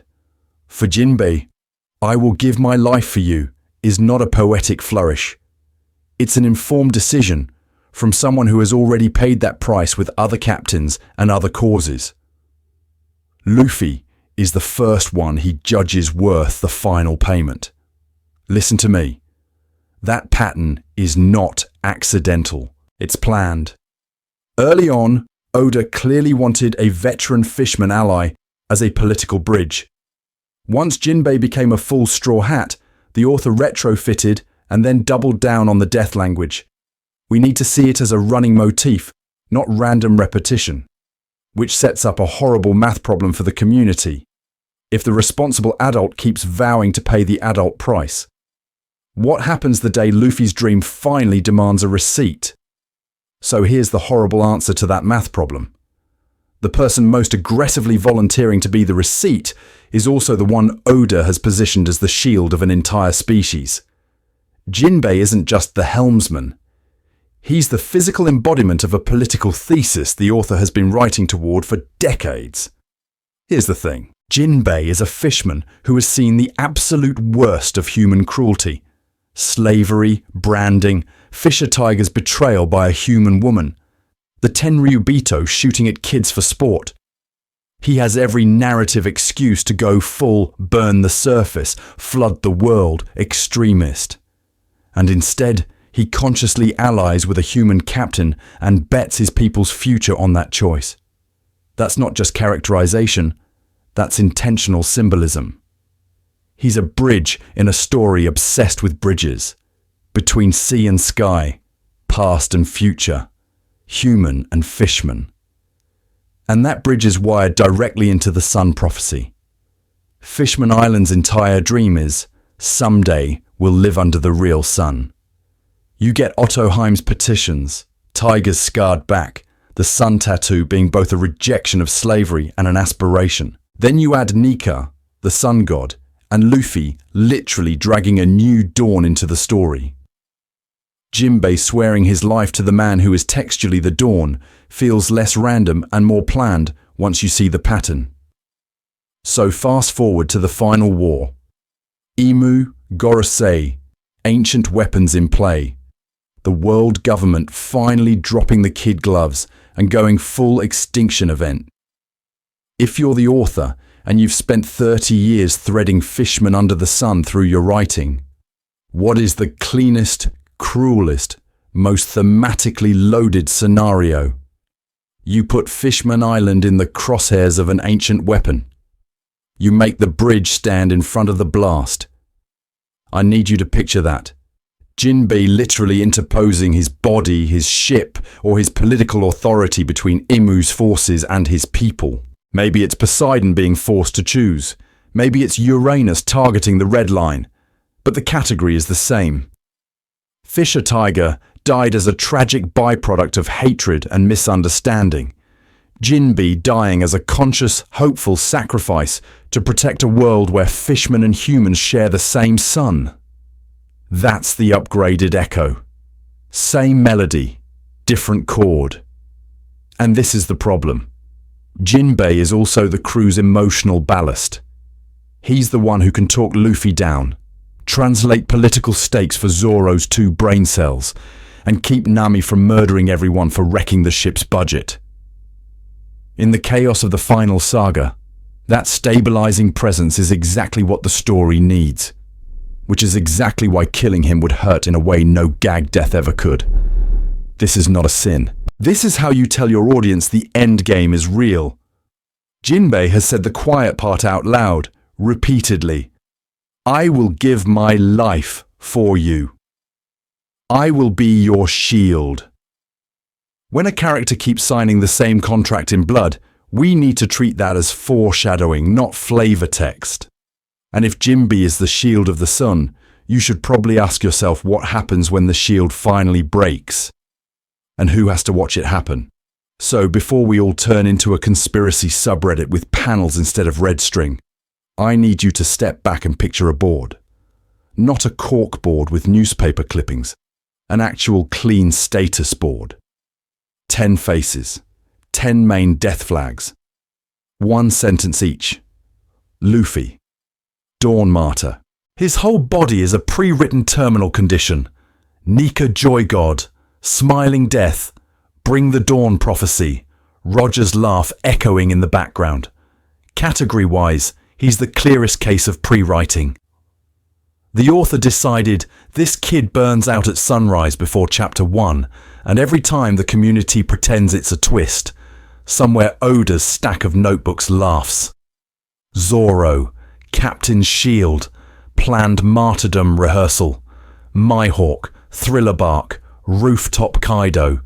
The man's whole career is a series of I'll die instead prototypes. That's a planned flag, a pattern of intentional staging, so that when the real one comes, it feels inevitable instead of cheap. Sanji, self-erasure. He escalates sacrifice every saga. Retrofitted around the Vinsmoke reveal. Early Mister. Prince weird bounty stuff.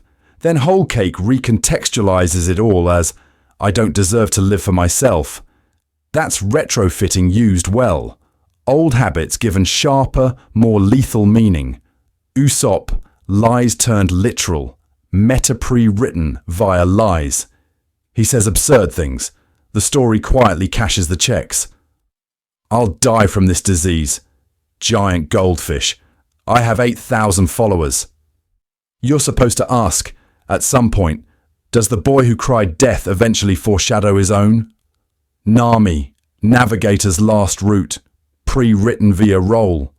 Someone has to draw the final map. Someone has to guide the ship into the most dangerous sea in history. The problem isn't, will she die? It's, what does it cost to be the one who finishes the world map in a story about the end of an era? Robin. Truth martyr. Pre-written via knowledge. She's literally the one person whose existence threatens the system. Every I want to live is also I know too much, and that's not accidental writing. That's an intentional structural flag. Chopper. Ultimate cure. Planned via dream. The doctor who wants to cure everything, in a series obsessed with inherited wills, is one lab accident away from being the tragic example in a medical textbook. Frankie, die with the ship, retrofitted via Sunny. His original train guy self got welded onto the shipwright who bets his life on a vessel archetype, and now his body is literally the ship's insurance policy. Brooke, second death, pre-written via fruit. The man's entire existence is, I already died once, which is either a joke or rehearsal.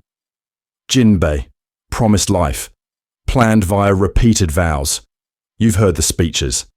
Here's the thing. These categories overlap. This is fine. This is normal. The point isn't to worship Oda as a 4D chess god. It's to separate intentional patterns from the stuff we invent because we're pattern-seeking monkeys who see Jesus in toast. So which flags feel closest to maturity right now? Luffy's Terminal Dawn, Robin's Truth Bomb, Jinbei's Living Shield, Brooke's second death are especially hot. Zoro, Sanji, Usopp are just one bad day from cashing in. Nami, Chopper, Frankie simmer in the background. Listen to me. We're not doom posting. We're mapping narrative pressure points so that if the author pulls the trigger, we can say, yeah, the foreshadowing was right there, instead of pretending it came out of nowhere. And we still haven't touched the nastiest meta flag of all. What happens if the Straw Hat pirates themselves have to die so the age of piracy can end? So here's the nasty thought experiment we need to run. What if the biggest death flag in One Piece isn't on Luffy or Zoro or Jinbei, but on the Straw Hat pirates as a concept? Listen to me, this is where the community usually short circuits. We're trained by fantasy storytelling to look for the one tragic funeral, the one Boromir, the one ace. But in a ton of long-form narratives, the real ending isn't one corpse, it's the fellowship breaking. The party clears the final dungeon, turns in the quest, and then the wizard goes home, the ranger touches grass, and the rogue opens a coffee shop. This is not a sin. This is not bad writing. This is, in fact, how most hero bands exit the stage. Now map that tradition onto pirates. Historically, when the treasure is found, the crew retires. They split the loot. They vanish into ports and legends. The author doesn't need them as an organized unit anymore because the story's central problem has been solved. The category pirate crew has served its purpose. Here's the thing. Oda has been very intentional about what the Straw Hats represent. They're not just criminals with a boat. They are the distilled aesthetic of the great pirate era. Maximum freedom, maximum adventure, maximum screw your world government in particular. They are the purest, most romanticized version of piracy you could possibly write without the IRS kicking down your door. And Luffy's stated goal is to topple the systems that make that kind of outlaw freedom necessary in the first place. That's a problem. Because a stable, mostly just world where the seas are safer and children don't get genocided for reading history books, that world does not need a roaming chaos band of miracle weirdos solving everything with punches and speeches. The Dream and the crew are on a collision course. So when I say death of the Straw Hats, I don't necessarily mean mass graves. I mean formal disbanding. I mean the Jolly Roger retired. I mean the Sunny going down in a final intentional blaze. Or even softer, the crew dying as pirates and being reborn as something else. Explorers under a new legal flag, leaders of islands, guardians of the next generation. Same people, different category. Oda has been foreshadowing this at a macro level for years. He keeps calling this crew a miracle. This ship, these specific idiots, on this specific journey, at this specific moment in history. A miracle is, by definition, temporary. If it just keeps going forever, it stops being special and starts being your uncle's fishing trip. And once the story shifts into endings and goodbyes mode at the crew level, individual death flags get louder. When the author is already planning farewell parties, the odds that one of those parties is awake go up. The tone of the writing changes. Sacrifice stops being an empty threat and becomes a structural expectation. So I need you to ask yourself, are you really afraid a straw hat might die? Or are you afraid that the Straw Hat pirates might stop existing as we know them? Because from a storytelling perspective, that second one is the more devastating loss. And if that's the real fear, then we need to talk about the one Straw Hat whose dream almost requires him to walk alone at the very end. And if that's the real fear, then we need to talk about the one Straw Hat whose dream almost requires him to walk alone at the very end. Because somewhere above that empty throne that's supposed to be a symbol of no king, there is a very real king staring at Luffy's wanted poster with murder in their heart. Imu is the anti-Luffy. Hidden where Luffy is loud, erased where Luffy is broadcast. A void sitting on top of a system that literally deletes centuries. Luffy is a sun you can't ignore. Imu is a black hole pretending not to exist. That opposition is not subtle foreshadowing. That is the author putting two chess kings on a collision course. Here's the thing.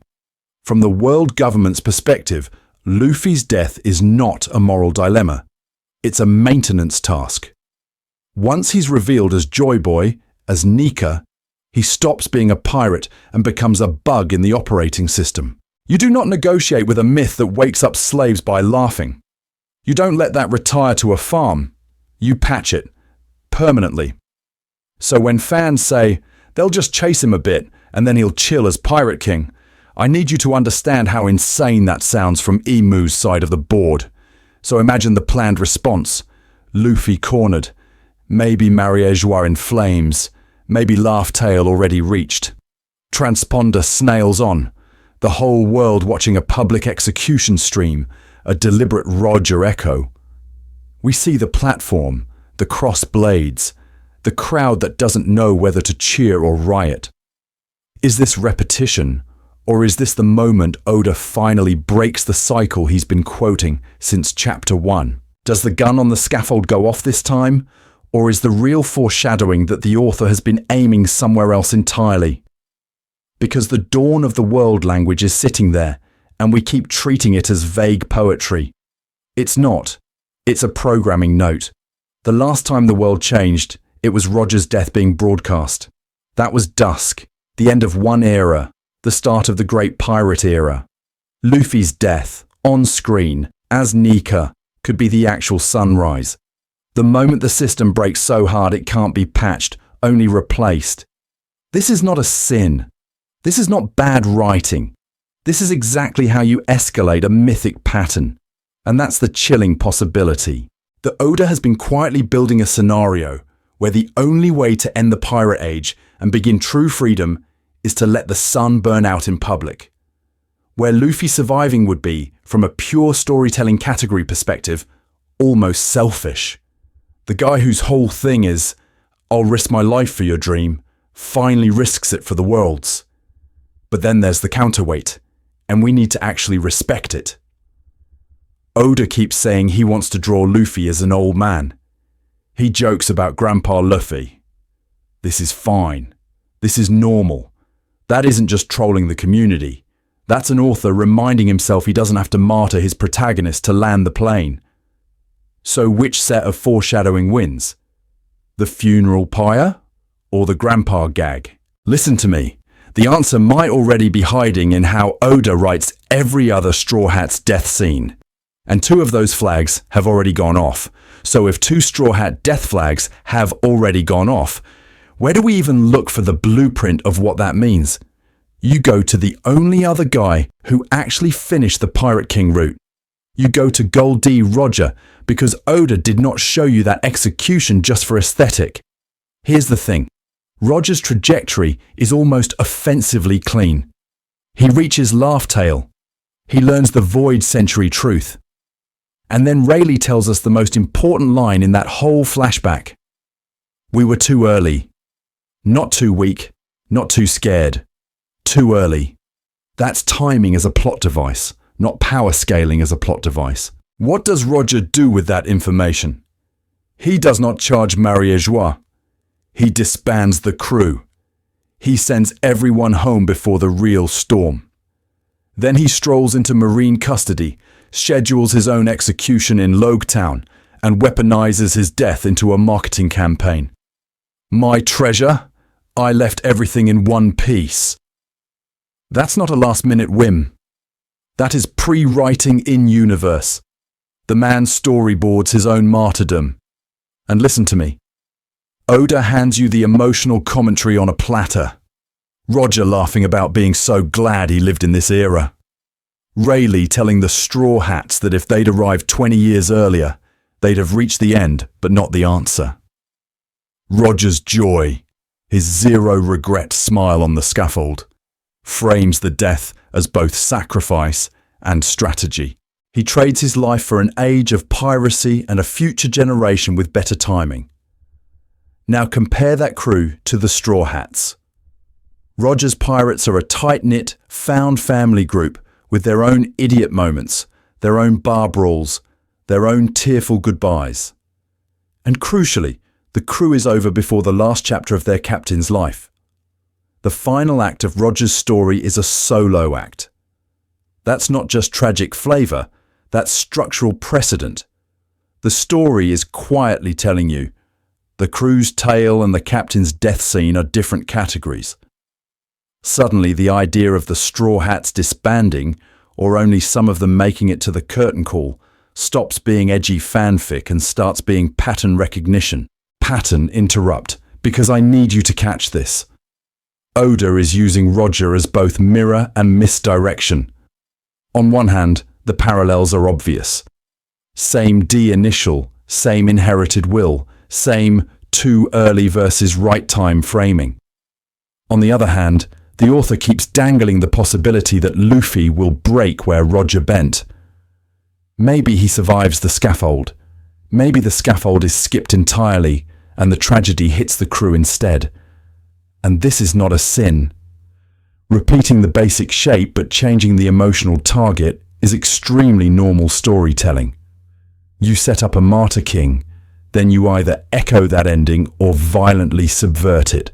You do not, in any intentional writing, show us the last pirate king dying in a public execution and then have the next one retire to a sunflower farm with minimal fuss.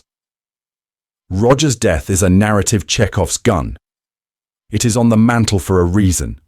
So when we talk about Luffy's death flag, or the final shape of the Straw Hat story, we need to start there. Did Roger die so Luffy could live differently, or so Luffy could die better? The answer is buried in how Oda keeps staging Straw Hat deaths as rehearsals for one last real performance. And here's where we need to talk about the real final boss of this whole discussion: your brain. My brain. The pattern-seeking monkey that sees Jesus in toast and a straw hat funeral in every slightly moody sunset. Listen to me, this is not a moral failing. This is not a sin. This is how long-running storytelling trains you to think. You spend 20+ years with one author, one crew, one community, and your brain starts running predictive spreadsheets in the background. Roger died, Ace died, Oda likes pain. Therefore, any panel where Nami looks at the horizon for more than 3 seconds must be foreshadowing her tragic demise. You see it every week. A tearful goodbye to a side character. That's it. Zoro's dead by the end of the arc. A slightly rougher injury than usual. Sanji's leg is going to shatter. This is his death flag. The sky goes dark for dramatic effect. Emu just pressed the delete straw hats button. Then the next arc rolls around, nobody dies, and the same fans pivot. Actually, Usopp is the one doomed by the narrative. The target changes, the certainty doesn't. Here's the thing, that's not analysis, that's confirmation bias in cosplay. Once someone in the community decides Zoro will die, every Zoro panel becomes evidence. He falls over. His body is failing. He gets a gag scene with Chopper. That's Oda softening the blow before the tragedy. He appears on a new wave of merch, on a movie poster, in a theme park ride. That's just a distraction, even more proof he's marked. The counter signals don't vanish. We just quietly delete them from the mental spreadsheet because they don't fit the planned conclusion. And I need you to see the problem here. When every injury, every flashback, every meaningful smile is labelled a death flag, the category stops meaning anything. If everything is foreshadowing, nothing is foreshadowing. We flatten the difference between Oda doing a sharp emotional beat to deepen a bond, and Oda doing structural setup that actually corners a character into a final endpoint. This is fine when it's just fans having fun, throwing memes around, betting channel points on who dies this arc. This is normal fandom behaviour. But when the betting game becomes the main lens, you stop asking, what is this moment doing for the story? And start asking, how does this moment prove I'm right? That's not engaging with the writing. That's speedrunning to a victory screen. So we need to reframe death flag speculation as a tool, not a scoreboard. Used well, it helps you track arcs, see where an author has intentionally boxed a character in, understand why a particular sacrifice would land with surgical precision. Used poorly, it turns every sad panel into clickbait. In the next sections, I'm going to narrow the criteria even more. We're going to separate this would be sad from this would be the cleanest narrative endpoint, and then test every straw hat against that stricter standard to see whose flag is real and whose is just storm cloud aesthetics. So we need to get concrete. You can't just point at a sad AMV and scream death flag forever. I need you to have a tool, not a vibe. So here's the thing. Any X will die theory has to pass 3 tests, or it goes straight in the copium bin. Test 1. Does death resolve the character's core internal conflict in a way survival cannot? Not, would it be tragic?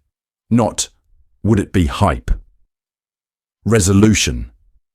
If the character could just talk it out, grow past it, or get a therapy flashback and keep sailing, that is not a real flag. That's our pattern-seeking monkey brain seeing Jesus in toast. This is normal. This is fine. But it's not structural foreshadowing. Test 2.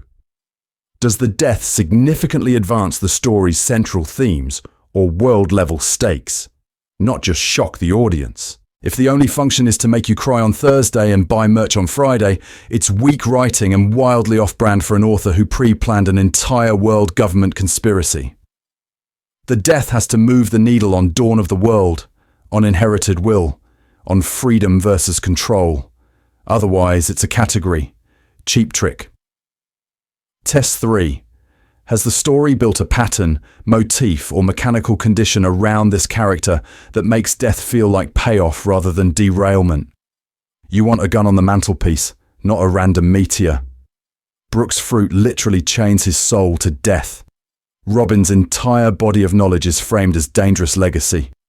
Jinbei keeps staking his life with formal vows. That's not random. That's planned. Now, run a few straw hats through this. Luffy passes all three so hard it's uncomfortable. Internal conflict? His dream is so extreme, it almost demands a terminal endpoint. The man who brought the dawn and then quietly retired to a farm does not fit the myth he's been built into. Themes and stakes? His death would crystallize inherited will and freedom in one shot. The Nika smile as the ultimate die laughing in chains image. Motif. We've got Imu's silhouette, Roger's execution mirror, the repeated when a man dies speeches. That is not accidental. Robin also clears the bar. Her survival question has always been, is it worth living with this cursed knowledge? A death to protect the truth of the Void Century would resolve that in a way no speech ever could. Jinbei? He's practically handing Oda a consent form. I will give my life for you. Escalates from Fishman Island to Whole Cake to Wano. At some point, the check either bounces or cashes. Brooke is the purest example of Test 3. The man is a walking death motif with a fruit that turns dying into a mechanic. If any straw hat can die and still haunt the story in a planned, rule-bound way, it's him. Meanwhile, Chopper and Nami are way more borderline. Chopper's conflict, being accepted as a doctor and a monster, is already functionally resolved. He can keep growing without dying. Nami's arc about trust and freedom works better if she lives to enjoy the world she mapped. Their deaths would be sad, sure, but structurally, they'd feel closer to derailment than payoff. So listen to me. Before you marry a death theory, run it through those 3 questions. Does it resolve something only death can resolve? Does it push core themes and stakes? Is there a long-running pattern that makes it feel earned? If you can't get 3 yeses, you're probably in the realm of cool fanfic, rather than Oda's pre-written endgame. And once you apply that filter to every straw hat, a brutal pattern emerges about who's actually at risk, and which 2 flags might already be mid-detonation. And once you apply that filter to every straw hat, a brutal pattern emerges about who's actually at risk, and which 2 flags might already be mid-detonation. To see how far Oda is willing to go, we need to go back to the one time he didn't flinch. Ace is the control group. Ace is the lab rat the author already ran through the maze. Because when you run his story through that 3-test framework, it doesn't just ping a few warnings. It lights up like a Christmas tree wired to a firing squad. Start with internal conflict. Ace's entire arc is, should I have been born? And, am I a burden to the people who love me? That's not a casual insecurity. That is terminal story energy. His self-hatred, his obsession with Whitebeard's reputation, his refusal to run at Marineford because of one insult. All of that resolves cleanly only if he pays the ultimate cost. Survival would actually undercut the issue, because the problem isn't the Marines. The problem is Ace's own answer to the question of his existence. Then the thematic link. Ace is literally the son of the previous Pirate King and a walking essay on inherited will. He is the bridge between Roger's era and Luffy's. Here's the thing. Bridges are meant to be crossed. Once Luffy symbolically inherits that will at Marineford, Ace's narrative purpose is fulfilled. Keeping him around would blur the thematic handoff. Removing him makes the point with surgical cruelty. Mechanically, the setup is even harsher. Public execution, 3 hours of countdown, every faction on the planet converging, Oda drawing the platform again and again. That's not a casual hostage scenario. That is the author putting the gun on the mantle and then taping a neon sign to it that says, "This one is loaded." If your 3-test framework is internal, thematic, mechanical, Ace is a triple yes with extra credit. And listen to me, this was not sudden. Oda seeded this for years. From the moment we learn he's Roger's son, the shadow of the previous execution platform is hanging over him. His devotion to Whitebeard, the repeated mentions that the government has been hunting him, the Blackbeard capture, the early bounty posters that frame him as a special threat. The Marineford scaffold is not a twist. It's a planned endpoint the story has been orbiting. Yet the community was shocked. Trained by Pell, by Pagaya, by Everyone Lives Skypiea, fans went into Marineford with a quiet assumption.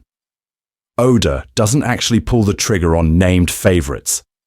Then he punched a hole through Ace's chest and threw that assumption in the same panel. That moment is Oda turning to you and saying very calmly, "This is not a sin. This is not an accident. This is what the story needed. I need you to sit with what that implies." If he'll do that to Luffy's brother before the final saga, what happens when the stakes are the literal fate of the world? Marineford is a warning shot, a dress rehearsal for emotional brutality. Ace is the prototype for how you kill a beloved character in One Piece without breaking tone, long-term foreshadowing, thematic necessity, mechanical inevitability. And once you accept that prototype exists, you have to ask the uncomfortable question, which Straw Hat is already standing on their own version of that platform? So if Ace is the prototype, then the next question is brutal but necessary. What does Oda's panel for death actually look and feel like? Not the theory, not the YouTube thumbnail, the ink on the page. I need you to stop thinking in terms of wounds and start thinking in terms of composition. Run the tape. Hiriluk on the cliff. Bellmare in the yard. Ace on the platform. Whitebeard on his feet. Odin in the pot. Even the Going Merry on the water. Different arcs, different eras, different power levels, but the same visual grammar keeps showing up. Huge swaths of white space. Dialogue dropping to almost nothing. Bodies drawn in still, simple silhouettes instead of kinetic motion lines. The world, which has been screaming at you for chapters, suddenly forgets how to make noise. Here's the thing. Oda almost never lingers on the corpse. He lingers on the people who have to keep living. With Bellmare, the gunshot is fast. The camera immediately abandons her to sit on Nami's face, that frozen animal panic. Hiriluk's fall is a tiny figure in an empty sky, and then we're locked on Chopper's expression while the snow eats the sound effects. Ace? The fist through the chest is one panel. The real horror is Luffy's eyes going blank. The author is telling you, very intentionally, that the emotional payload of death is carried by reaction shots, not by gore. Marineford is a masterclass in this. The actual killing blow on Ace is almost understated. The magma, the hole, the smoke. Then Oda delays the full body reveal for a few pages, cutting between shocked Marines, Whitebeard's crew, and Luffy dissociating. That delay is planned. It's a forced inhale. And only after the community inside the story has processed it do we get those quiet, mostly wordless panels of Ace collapsing and smiling. The paneling itself is doing the grieving. Now listen to me, because this is where the foreshadowing for a Straw Hat death sneaks in. Oda has already drawn the shape of that panel. He just hasn't filled it with a Straw Hat corpse yet. Zoro's "nothing happened" is framed exactly like a death scene. White background. Body crucified in the middle of the page. Minimal text. Then we cut to his friends, completely ignorant, laughing in the distance. That is a death composition with the finality toggled off. The Going Merry's funeral is the same category. Wide, empty sea. The ship centered, burning, no frantic motion. Then a row of straw hat faces, each given their own quiet panel to react. It's Ace's emotional structure mapped onto a boat. This is not a sin. This is not Oda being melodramatic. This is him rehearsing. So how do you visually distinguish the moment a straw hat is actually gone? You merge those templates. You take the Merry's ritual framing, the farewell speech, the pyre, the long shots of the horizon, and you weld it to Ace's execution-level emotional weight and global stakes. A straw hat death would be both a personal funeral and a world event. Panels of the crew breaking, intercut with panels of the sea, the sky, maybe even the wider world reacting in silence. And here's the terrifying part. You'll know it's real not from the injury, but from the vacuum. No gags, no exaggerated faces, no sound effects cluttering the margins. Just white, just stillness.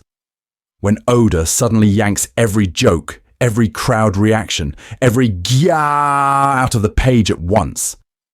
That's the instant you understand a straw hat isn't getting back up, which means if we can identify that panel grammar in advance, we can start asking a worse question. Whose story has already been staged to end in that exact frame? So when I say 2 flags are already pulled, I'm not doing the every panel is foreshadowing pattern-seeking monkey who sees Jesus in toast thing. I'm saying there are 2 straw hats where the author has already crossed a line in the writing. Walking it back wouldn't just be a twist. It would be the story contradicting its own thesis. Here's the thing. Triggered does not mean they're dead. Triggered means the gun has already gone off thematically. The setup has escalated to a point where a non-lethal resolution would feel, on some level, dishonest to the rules the story itself has been preaching to you for 1,000 chapters. The death doesn't have to happen. But the world has been arranged so that if it doesn't, you feel the absence. Brook is the cleanest example. His death flag was pulled before we even met him. The Yomi Yomi no Mi has already paid out. He has died. He has experienced the horror movie version of being too late to your own resurrection. The crew of the Rumbar Pirates is bones on the floor. He's the one guy cursed to keep the promise. From that moment, his second death stops being a hypothetical and becomes a permanent narrative option hanging over every joke. I need you to remember, Oda could have written a musician any other way. He could have done sad backstory, almost died, saved at the last second. Instead, he chose already a corpse. That's intentional. That's not a gag category, that's a statement. Brook's entire existence is a walking memento mori taped to the Sunny's mast. When he stands between Big Mom and the crew, when he volunteers for the suicidal job, the story is telling you calmly that his final death would not break tone. It would complete a cycle that's already started. Then there's Jinbei. Jinbei's flag isn't a single moment, it's an escalating contract written in blood and tea. Fishman Island. I will put my life on the line for Luffy. Whole cake. He literally resigns from Big Mom's crew in front of her, refuses to show fear, and the only reason he doesn't die is a Yonko tantrum logistics problem. Wano. Again, he's the shield, the adult in the room, the guy who keeps saying, in different words, my life is collateral for this captain. At a certain point, that's not flavor, that's pre-writing. The author is staging Jinbei in ways that only make long-term sense if his life is genuinely on the table later. If Jinbei coasts to retirement with no cost, all those vows deflate retroactively. Compare that to Luffy's body horror or Robin's Void Century role. Those are armed, not triggered. Luffy's shortened lifespan, Gear 5 toll, Imu's crosshairs, all of that can still pay off as he becomes Pirate King and then burns out years later, or he cheats fate through Nika's freedom symbolism. Robin can confront the world's truth and survive, paying it off with ideological impact instead of a corpse.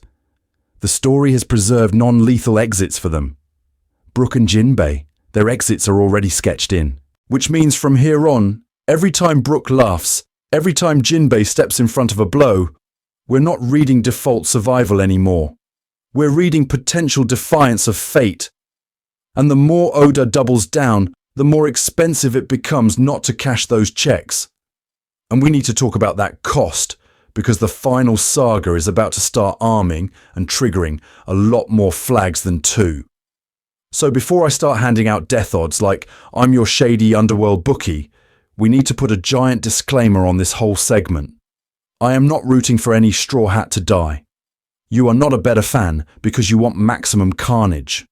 What I'm doing here is mapping narrative pressure. That's it. Oda can always choose mercy over maximal tragedy. Here's the thing. Foreshadowing is not a contract. It's a menu. An author plans options, then the final draft of reality is whatever they actually put on the page. Safest on the current menu, Nami and Chopper. Not because they have zero flags, but because the cost-to-benefit ratio on killing them is terrible. Tonally, the story has spent 25 years training the community's youngest viewers to trust the reindeer doctor and the weather girl. Merch-wise, those two are plushy factories. And in terms of writing, Oda already has strong, non-lethal payoffs. Nami becoming the cartographer who draws the whole world. Chopper becoming the doctor who can cure any disease without having to martyr himself. Does that mean they're safe? No. Safest does not mean safe. It just means that if you pulled those triggers, it would feel closer to shock value than to an earned culmination of their arcs. Then you have the uncomfortable middle, Frankie and Usopp. I need you to really sit with how flexible their futures are. The story works if Frankie lives to see the ship of dreams sail the entire world. It also works chillingly well if the guy who turned his body into a battleship dies, making sure the Sunny reaches the final island. Usopp, same thing. His whole deal is lies turning real. I'll be a brave warrior of the sea. I'll die from this sickness.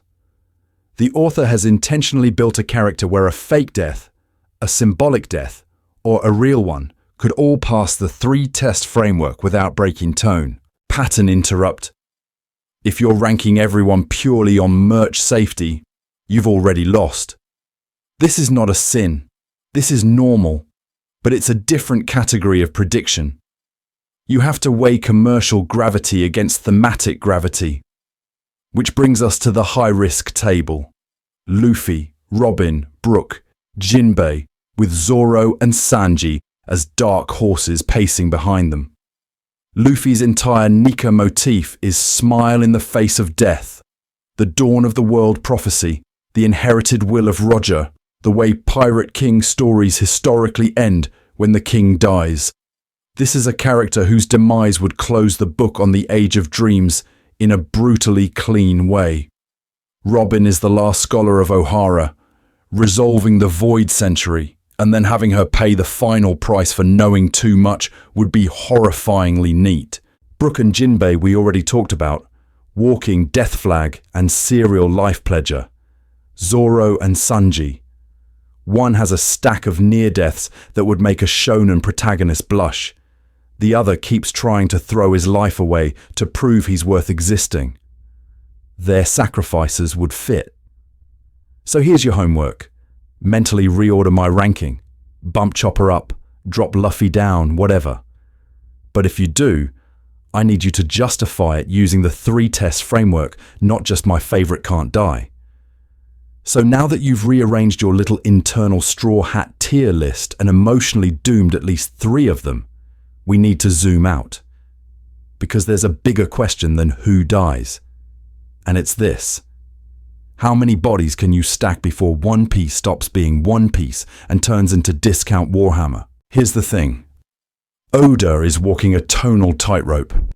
Too few meaningful deaths and the final war turns into a foam pit obstacle course. Noisy, flashy, 0 bruises. Too many, and the series breaks its own contract with you, the one that's been in place since East Blue.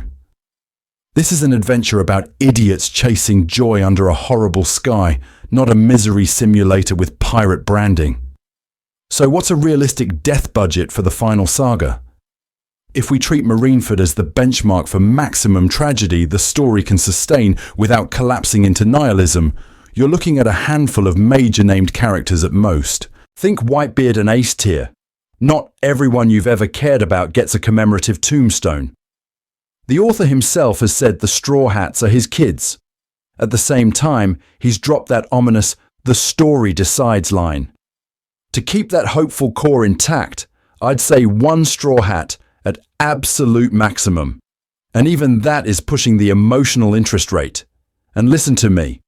Death is not the only currency of cost. One Piece has always had other ways to hurt you. Permanent injuries, for example. Shanks losing his arm. Zoro's scar. Kid's missing limb. Those are receipts. Or lost dreams. Bellmare never seeing Nami free. Otohime never watching the sun reach Fishman Island. Or the destruction of emotionally loaded places and objects. Merry burning. Enies lobby's flag falling. An island erased off the map. You can make the dawn of the world feel earned by breaking ships, homelands, reputations, entire crews without turning every scene into a morgue. This is where the death flags come back in. Just because Oda has hung 12 different guns on 12 different mantles does not mean he is contractually obligated to fire all of them in Act 3. This is not Chekhov's armory. Strong foreshadowing of a possible death is a tool for tension, not a blood oath. Part of the thrill is exactly not knowing which setups were always planned to go off and which were planted as controlled panic buttons for fans to obsess over. And the dawn? The text is very clear. It's about life after oppression, not a glorious heap of corpses. If the final chapter leaves you more hollow than hopeful, the entire 25-year project has failed its own thesis. Someone can die. Several someones can die. But the emotional balance sheet has to end in the black. More freedom, more laughter, more future than despair. So when we play this death flag game, I need you to remember what we're actually doing. We're not running a morbid prediction market. We're appreciating the precision of the tightrope this author is walking. And from there, we can finally talk about what all these flags say about the ending itself. And here's where we trip over our own admiration. We spend all this time talking about death flags and emotional balance sheets, and then the community just quietly slides into, well, obviously Oda knew in Chapter 1 exactly which Straw Hat would die in Chapter 1200. Do you hear how insane that sounds when you say it out loud? I need you to sit with that for a second. Because here's the thing. When you turn Oda into an omniscient 4D chess god, you're not praising him, you're flattening him. You're turning a working author in a weekly grind into a prophecy machine. Every coincidence becomes intentional foreshadowing. Every panel layout is a secret death flag. Someone finds a sad Luffy smile from East Blue and a sad Luffy smile from Wano, posts them side by side, and suddenly it's proof he planned Nika's smiling death motif from day one. Number. Sometimes it's just that Oda draws the same emotionally devastated rubber boy the same way. This is not a sin. This is normal. Listen to me. Oda iterates. He argues with editors. He reads fan mail. He tests bits. He discovers that Usopp's lies coming true is fun. So he leans into it. He realizes Jinbei saying, "I will give my life for you," hits harder than any punch. So he repeats and escalates it. A lot of the best death flags are not lightning bolts from 1997. They're the product of 20 years of him responding to his own story and to you. When we pretend every detail was pre-written, we erase that process. We erase the moment he looks at Brook's entire existence as walking death and goes, "Oh, I can echo this later to show how you kill a straw hat without breaking tone." We erase the moment Kinemon's dragon gag quietly mutates into Wano trauma. We turn a living narrative into a puzzle box where our job is to decode, not to witness. And that's the real problem. If every panel is intentional foreshadowing, then nothing can ever be a retrofit. Nothing can ever be a happy accident. But retrofitting is a strength. Retrofitting is when an author sees an old joke, an offhand trait, a throwaway line about the dawn of the world, and later welds it into a real death flag or prophecy. This is fine. This is how long-form writing survives its own chaos. We need to appreciate the mix. Some flags are clearly planned years ahead. Some are retrofits. Some are just accidents he was smart enough not to waste. Respecting that mess doesn't make Oda smaller. It makes him more impressive because he's surfing a tidal wave, not reading from a script. And if you keep that in mind, the specific Straw Hat death flags we're about to walk through start to look very different. So before we start pointing at panels and declaring, yep, that's the one where Zoro dies, we need to talk about how to even have this conversation without turning our brains into Twitter threads. Because the way you phrase a death flag changes the way you think about it. Here's the thing. Zoro will die is a prophecy. If anyone dies, Zoro's arc makes him a strong candidate because is analysis. That if is doing more work than half the YouTube algorithm. It keeps you in conditional mode, where you're testing a hypothesis against the writing instead of announcing yourself as the guy who solved Oda. You move from I'm predicting the future to I'm mapping what would be structurally coherent if Oda went there. And you can extend that to everyone. If Oda wants to close the loop on sacrifice, Jinbei's repeated, I'll give my life for you, promises put him high on the list. If the story needs a martyr for the Void Century, Robin is thematically loaded for that role. You're not demanding the author obey your headcanon. You're categorizing possibilities and ranking them by how intentional they feel. Now, second rule. Separate your feelings from your framework. Say the quiet part out loud. I don't want Robin to die, but her role in the Void Century makes her death thematically coherent. I love Brook too much to lose him, but the man is literally walking, talking foreshadowing for what happens after everyone you love is gone. This is not a sin. This is not betrayal of your fave. This is normal critical reading. You're allowed to say, my heart says no, the story architecture says maybe. Pattern interrupt. You are not a stock portfolio. I need you to stop treating I called this death as an asset that appreciates over time. The second your prediction becomes your personal brand, you've handcuffed yourself to it. When Oda swerves, you don't update, you double down. You start bending every panel, every SBS answer, every cover story into proof that your take was secretly right all along, because the problem isn't the analysis anymore, the problem is your ego. Instead, aim for curiosity over certainty. Use death flags as an excuse to ask, what is this character's arc really about? What would be the most thematically intentional endpoint for them? Not, how can I be right on Twitter 2 years from now? You're a pattern-seeking monkey who sees Jesus in toast. Fine, this is fine. Just make sure the pattern you're chasing is about the storytelling, not your future victory lap. And over all of this, remember, Oda has already blindsided us multiple times, and he will do it again. Gear 5, Emu. The exact shape of the Void Century reveals. None of those emerged the way most fans predicted. The goal is not to pre-spoil ourselves on the ending.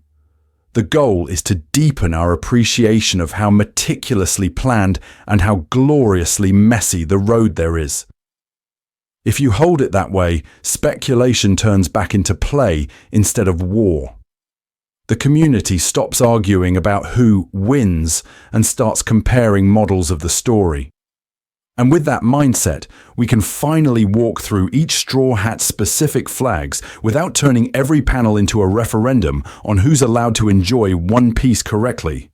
So if we're going to talk death flags without turning the comments into a war zone, we need to answer one boring, unsexy question first. What would a good Straw Hat death even look like? Not yay, my fave died, peak fiction. I mean good in the sense of earned, thematically resonant, and respectful of everything Oda has been painstakingly writing for 25 plus years. Here's the thing. A Straw Hat death can't just be sad. Sad is cheap. You can kill Chopper with a falling brick and the community will cry on command. That's not craftsmanship. That's emotional Pavlov. For it to be good, it has to grow out of who that character is.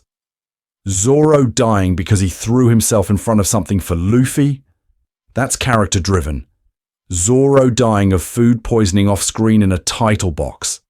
That's a war crime. When I say character-driven, I mean the death has to be the logical endpoint of their core trait. Sanji's suicidal chivalry. Robin's willingness to erase herself for the sake of history. Jinbei's "I will give my life for my captain" promises that he keeps upgrading every arc. The author has already planned those traits. A death that cashes in on them feels intentional. A death that ignores them feels random. And random here would be a betrayal. And then there's aftermath. Listen to me. If a Straw Hat dies, we do not cut away to a gag reaction panel and then time skip to "anyway" a week later. This is not a sin in some other shonen where side characters exist to be body bags. But in One Piece, the crew's grief has to sit. We need to see how Luffy breaks, how the ship feels emptier, how the world reacts when the news hits the papers.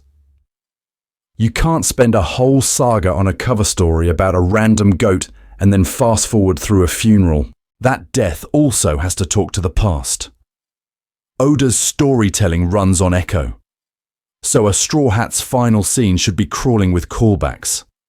Nami dying under a tangerine tree as the breeze sounds like Belmare's laugh. Or Brook finally collapsing under cherry blossoms, hearing Laboon's song in the distance. General principle, specific example. The end has to fold back on the beginning, so the whole arc feels like a closed circle, not a dropped thread. The one thing he cannot do is shock for shock's sake. Kill Usopp mid-arc with no resolution to his lies, or drop Robin in a random marine volley before she reaches the Rio Poneglyph. And you haven't raised the stakes, you've admitted the story didn't matter. That's not edgy, that's just bad writing. So here's my actual position. If Oda can't hit those bars, character-driven, thematically precise, aftermath fully explored, drenched in foreshadowing and callbacks, then he is genuinely better off subverting every single death flag and letting these idiots sail into the sunset. This is fine.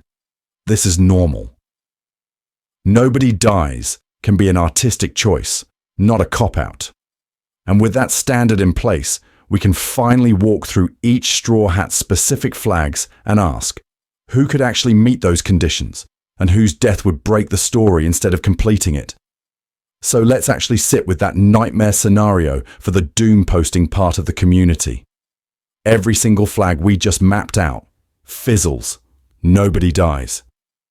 The Straw Hats roll credits on a sunny beach, arguing over meat portions. I need you to understand this isn't some impossible clown world outcome. There is a very real, very rational case for total survival. Start with the author. Oda has called the crew his children for decades. This isn't subtle. Then add Jump's commercial interests. Straw Hats print money. Killing a mascot in your billion-dollar franchise is not just a storytelling decision. It's a quarterly earnings decision. And on top of that, One Piece has always been structurally hopeful. The story's entire emotional engine is, the sea is terrifying, but if you grab your friends in a stupid dream, you can make it through. So if Oda wants to intentionally reject the modern equation of grimdark equals mature, refusing every death flag is a very on-brand way to do it. Because here's the thing, not killing anyone can itself be a statement. You can say, through writing, that inherited will does not require martyrdom, that the dawn of the world doesn't need a crucified Nika on a hill, It needs a rubber idiot who actually lives to see the sun rise. You can argue that change is more powerful when the people who suffered get to enjoy the world they bled for.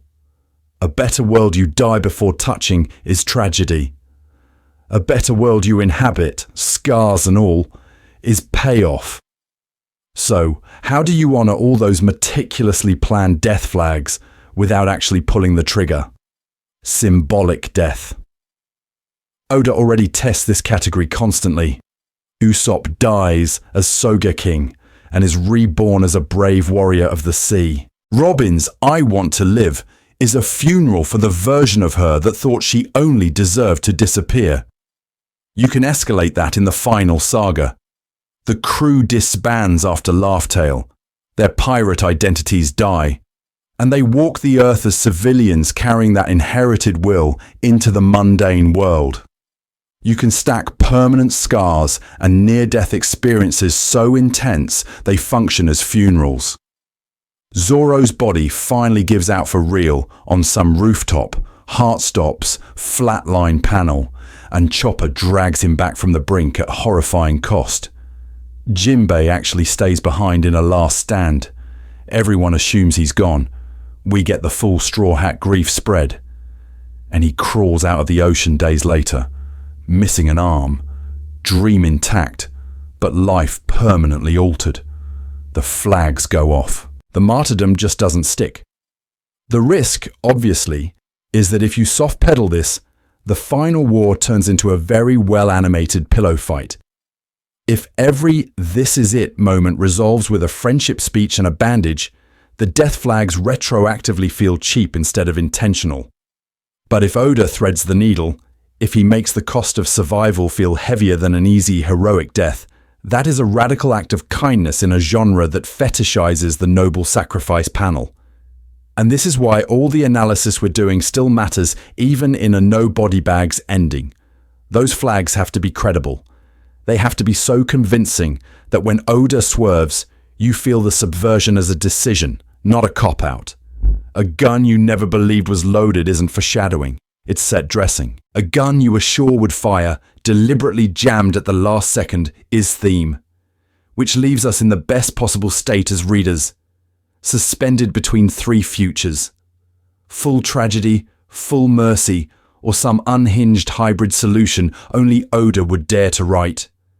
And to figure out which road we're actually on, we need to walk through each Straw Hat-specific death flags and ask a much uglier question: whose story is already whispering its own eulogy?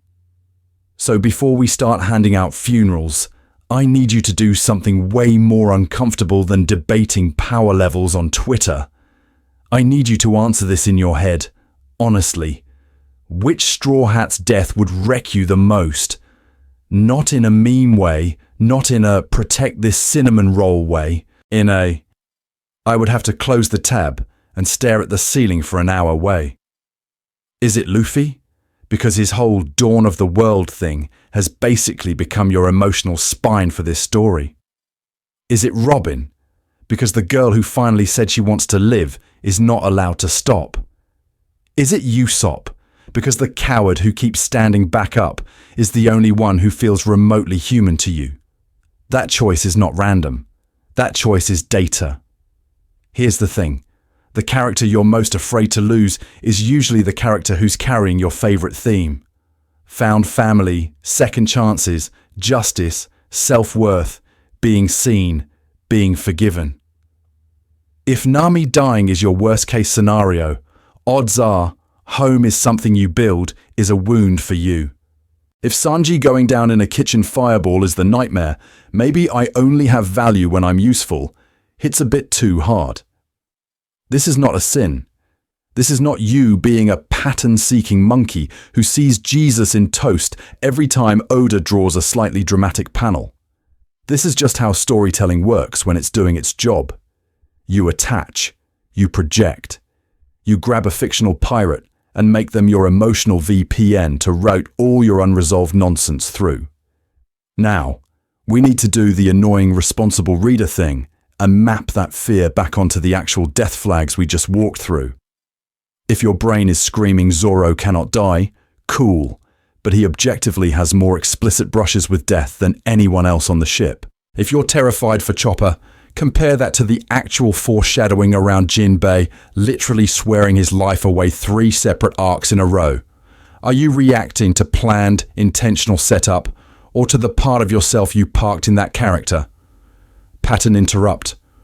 What if the one you're most scared to lose is the one with the weakest death flag on paper? This is normal. This is fine.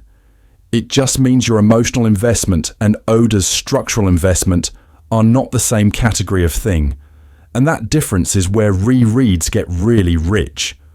You start noticing which scenes punch you in the throat and asking why beyond, this is sad. And yes, you're allowed to want the Disney ending. You can hope Oda spares everyone and still engage seriously with the possibility that he will not. Those two positions can sit next to each other on the sunny without tossing each other overboard.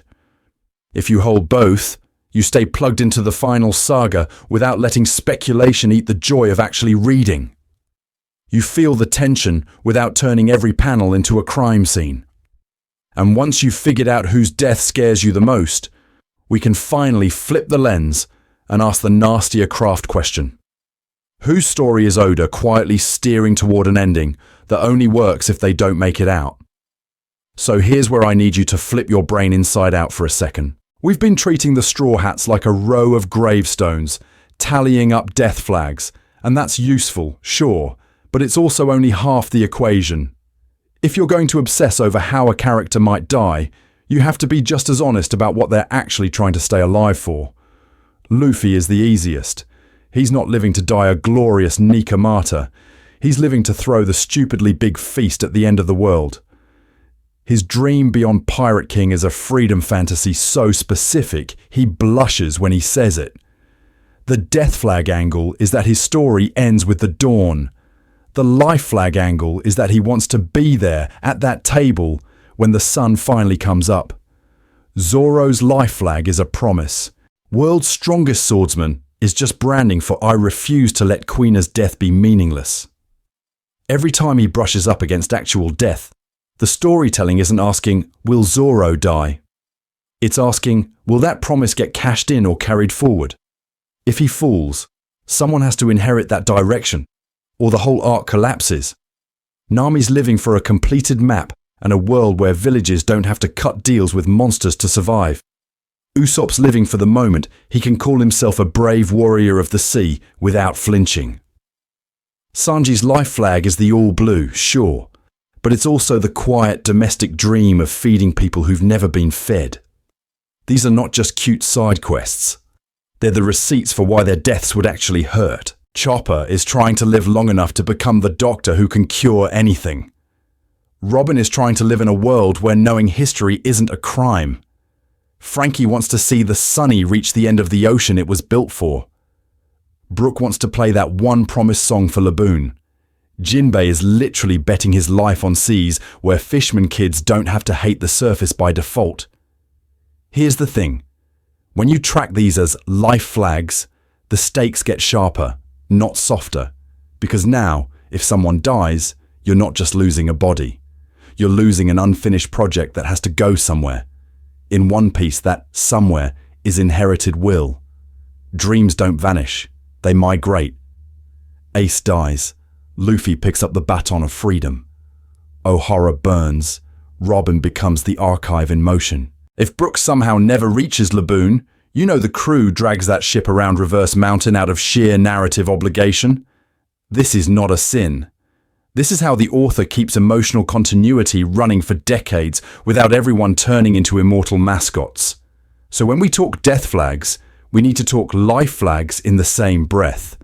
Death is a plot event. A dream is infrastructure. The story is less about who gets a funeral and more about which dreams survive, evolve, or finally get to rest in peace. We've talked about graves. Now we're talking about gardens.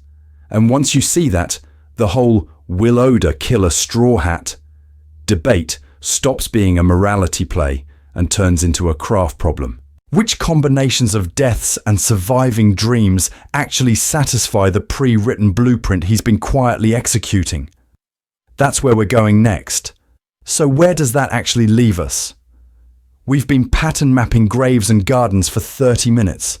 I've turned into a full-on conspiracy corkboard, and you still want the one forbidden sentence, will a straw hat die? Here's the thing. If we use the framework we just built, and not pure vibes, some answers are actually clearer than the discourse wants them to be. A real death flag in this story needs three things working together: an internal conflict that can only resolve at the edge of mortality, a thematic payoff that moves the dawn of the world forward, and structural setup in the final saga that gives the author room to cash the check. When you apply that test, a bunch of the crew suddenly look very different. Luffy, Robin, Brook, Jinbei. Those are top-tier risk categories.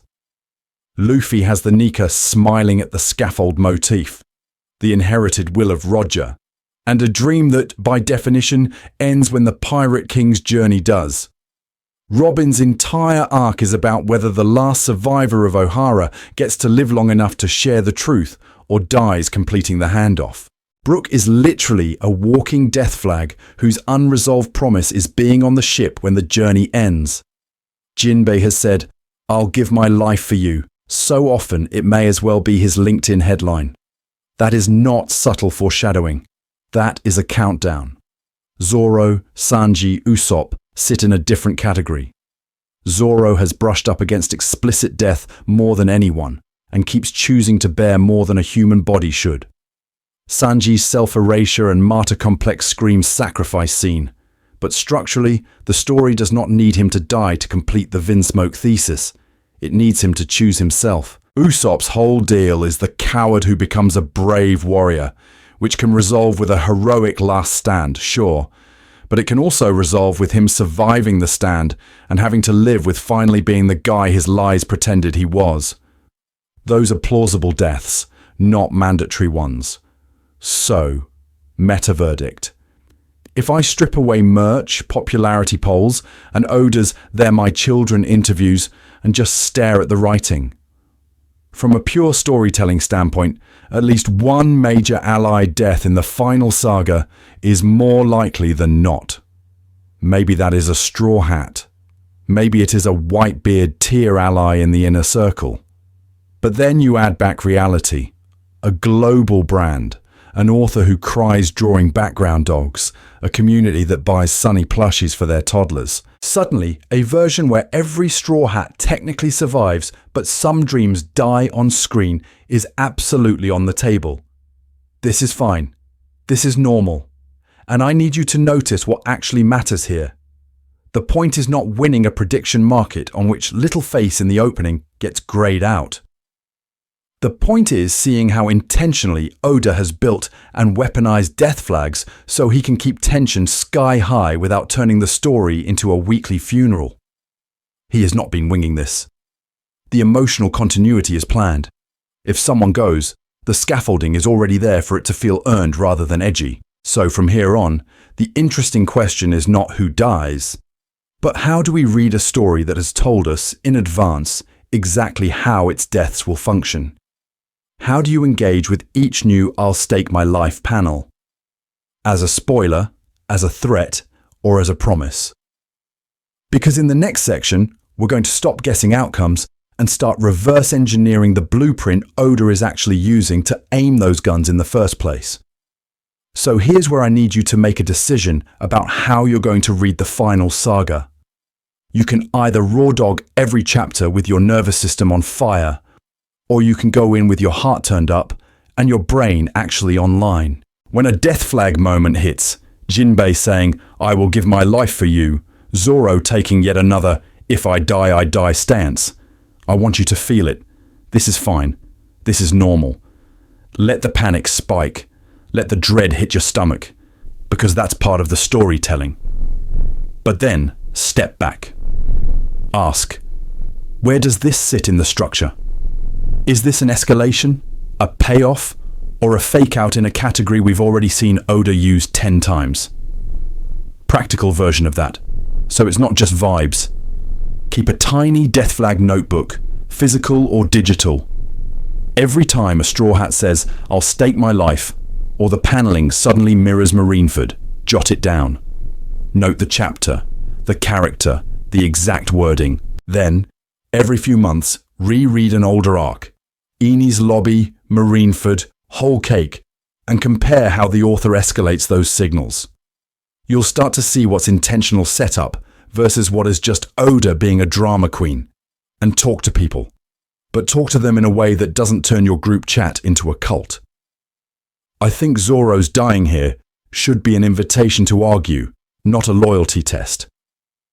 We need to be able to say, "Here's my example, here's my model of Oda's writing," and then let someone else say, "Counterpoint, you're a pattern-seeking monkey who sees Jesus in toast every time a straw hat coughs blood." This is not a sin. This is how a healthy community works. What will absolutely melt your brain is doom-scrolling spoilers and low-effort Luffy dies confirmed thumbnails at 3 a.m. Those videos are not analysis. They're your death flag anxiety turned into ad revenue. The problem isn't spoilers in the abstract. It's that this stuff trains you to react instead of read. You stop engaging with the planned structure and start chasing the next panic hit. Remember, this author has earned a disgusting amount of trust. He's already done one world-shaking death, multiple tone whiplashes, and more reveals than most series get in their entire run, and the core identity of One Piece is still intact. The series has always been about grief without nihilism. That's not changing now, so read the end cautiously, excited, a little scared, but mostly grateful that you get to be here while the last guns are being placed on the mantle. Because in 20 years, you won't just remember who died, you'll remember how it felt to wait. And speaking of waiting, in the next section we're going to weaponize that notebook and actually build a live working model of Oda's death flag machine while the story is still running. So here's where we land. We spent this whole video turning death flags from spooky vibes into actual tools, and now I need you to use them, not tomorrow, not when Twitter is melting down over a spoiler panel, now. We said death flags are about structure, not feelings. Not, the music got sad, so he's cooked, but is there a clear condition? Is there a visible gun on the wall? And is there a believable path to pulling the trigger? By that standard, every Straw Hat has at least one flag wired into the story. Luffy's Dawn rhetoric, Zoro's martyr complex, Sanji's self-sacrifice, Usopp's lies about death circling back on him, Nami and Robin getting their dreams completed once already, Chopper and Frankie built as healers who can't save everyone. And then Brook and Jinbe, the two where the mechanism is already conceptually fired. Brook is a walking post-mortem. His whole existence is what happens after the flag goes off. Jinbe has already promised his life 3 times, escalating every single arc. Structurally, those aren't hypothetical threats anymore. Those are loaded scenes waiting for Oda to decide whether to cash them in. And here's the thing.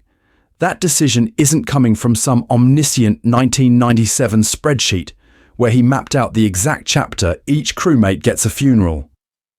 We need to stop treating Oda as a perfect oracle and start respecting him as a ruthless engineer. He pre-wrote the big endgame, sure. He retrofits old panels when it serves the new plan, also sure. Then, in real time, he watches his own characters and his own emotions and picks which of the pre-built doors actually open. Life and death are both planned for. The system is intentional.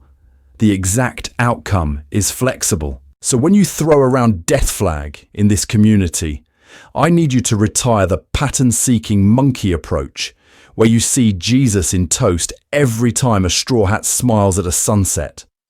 This is not a sin. This is normal fan behavior. But if you're going to call it a flag, back it up. Run the 3 tests. Point to the condition, the setup, the plausible trigger scene. Don't just spam a crying emoji and a slowed down OST and call it analysis. Next time you're arguing in the comments about whether Sanji is doomed or Zoro is immortal, bring an example. Show me the panel where the author actually framed their death as an option on the table. Separate foreshadowing from coincidence. Separate a real structural flag from that felt dramatic to me in the moment. If we clean up the categories, the conversation gets sharper, not colder. You get to be emotional and precise at the same time. So here's my last question to you. If one Straw Hat had to die for the story to hit its absolute peak, who would it be, and what scene would make it worth it to you? Paint it. Tell me the chapter, the location, the last line that makes you slam the volume shut and just stare at the wall. Drop that in the comments. Drop your own ranking of who's most at risk. Drop your alternative picks for the 2 triggered flags. If you think I'm wrong about Brook and Jinbei, and absolutely drop any panels you think quietly set up an end I didn't mention. Because no, the fandom hasn't totally lost the plot. We're just sailing blind half the time. If we're going down with this ship together, we might as well be reading the currents correctly. So plant your flag in the comments, hit the button so this reaches the other conspiracy theorists, and I'll see you on the next wave.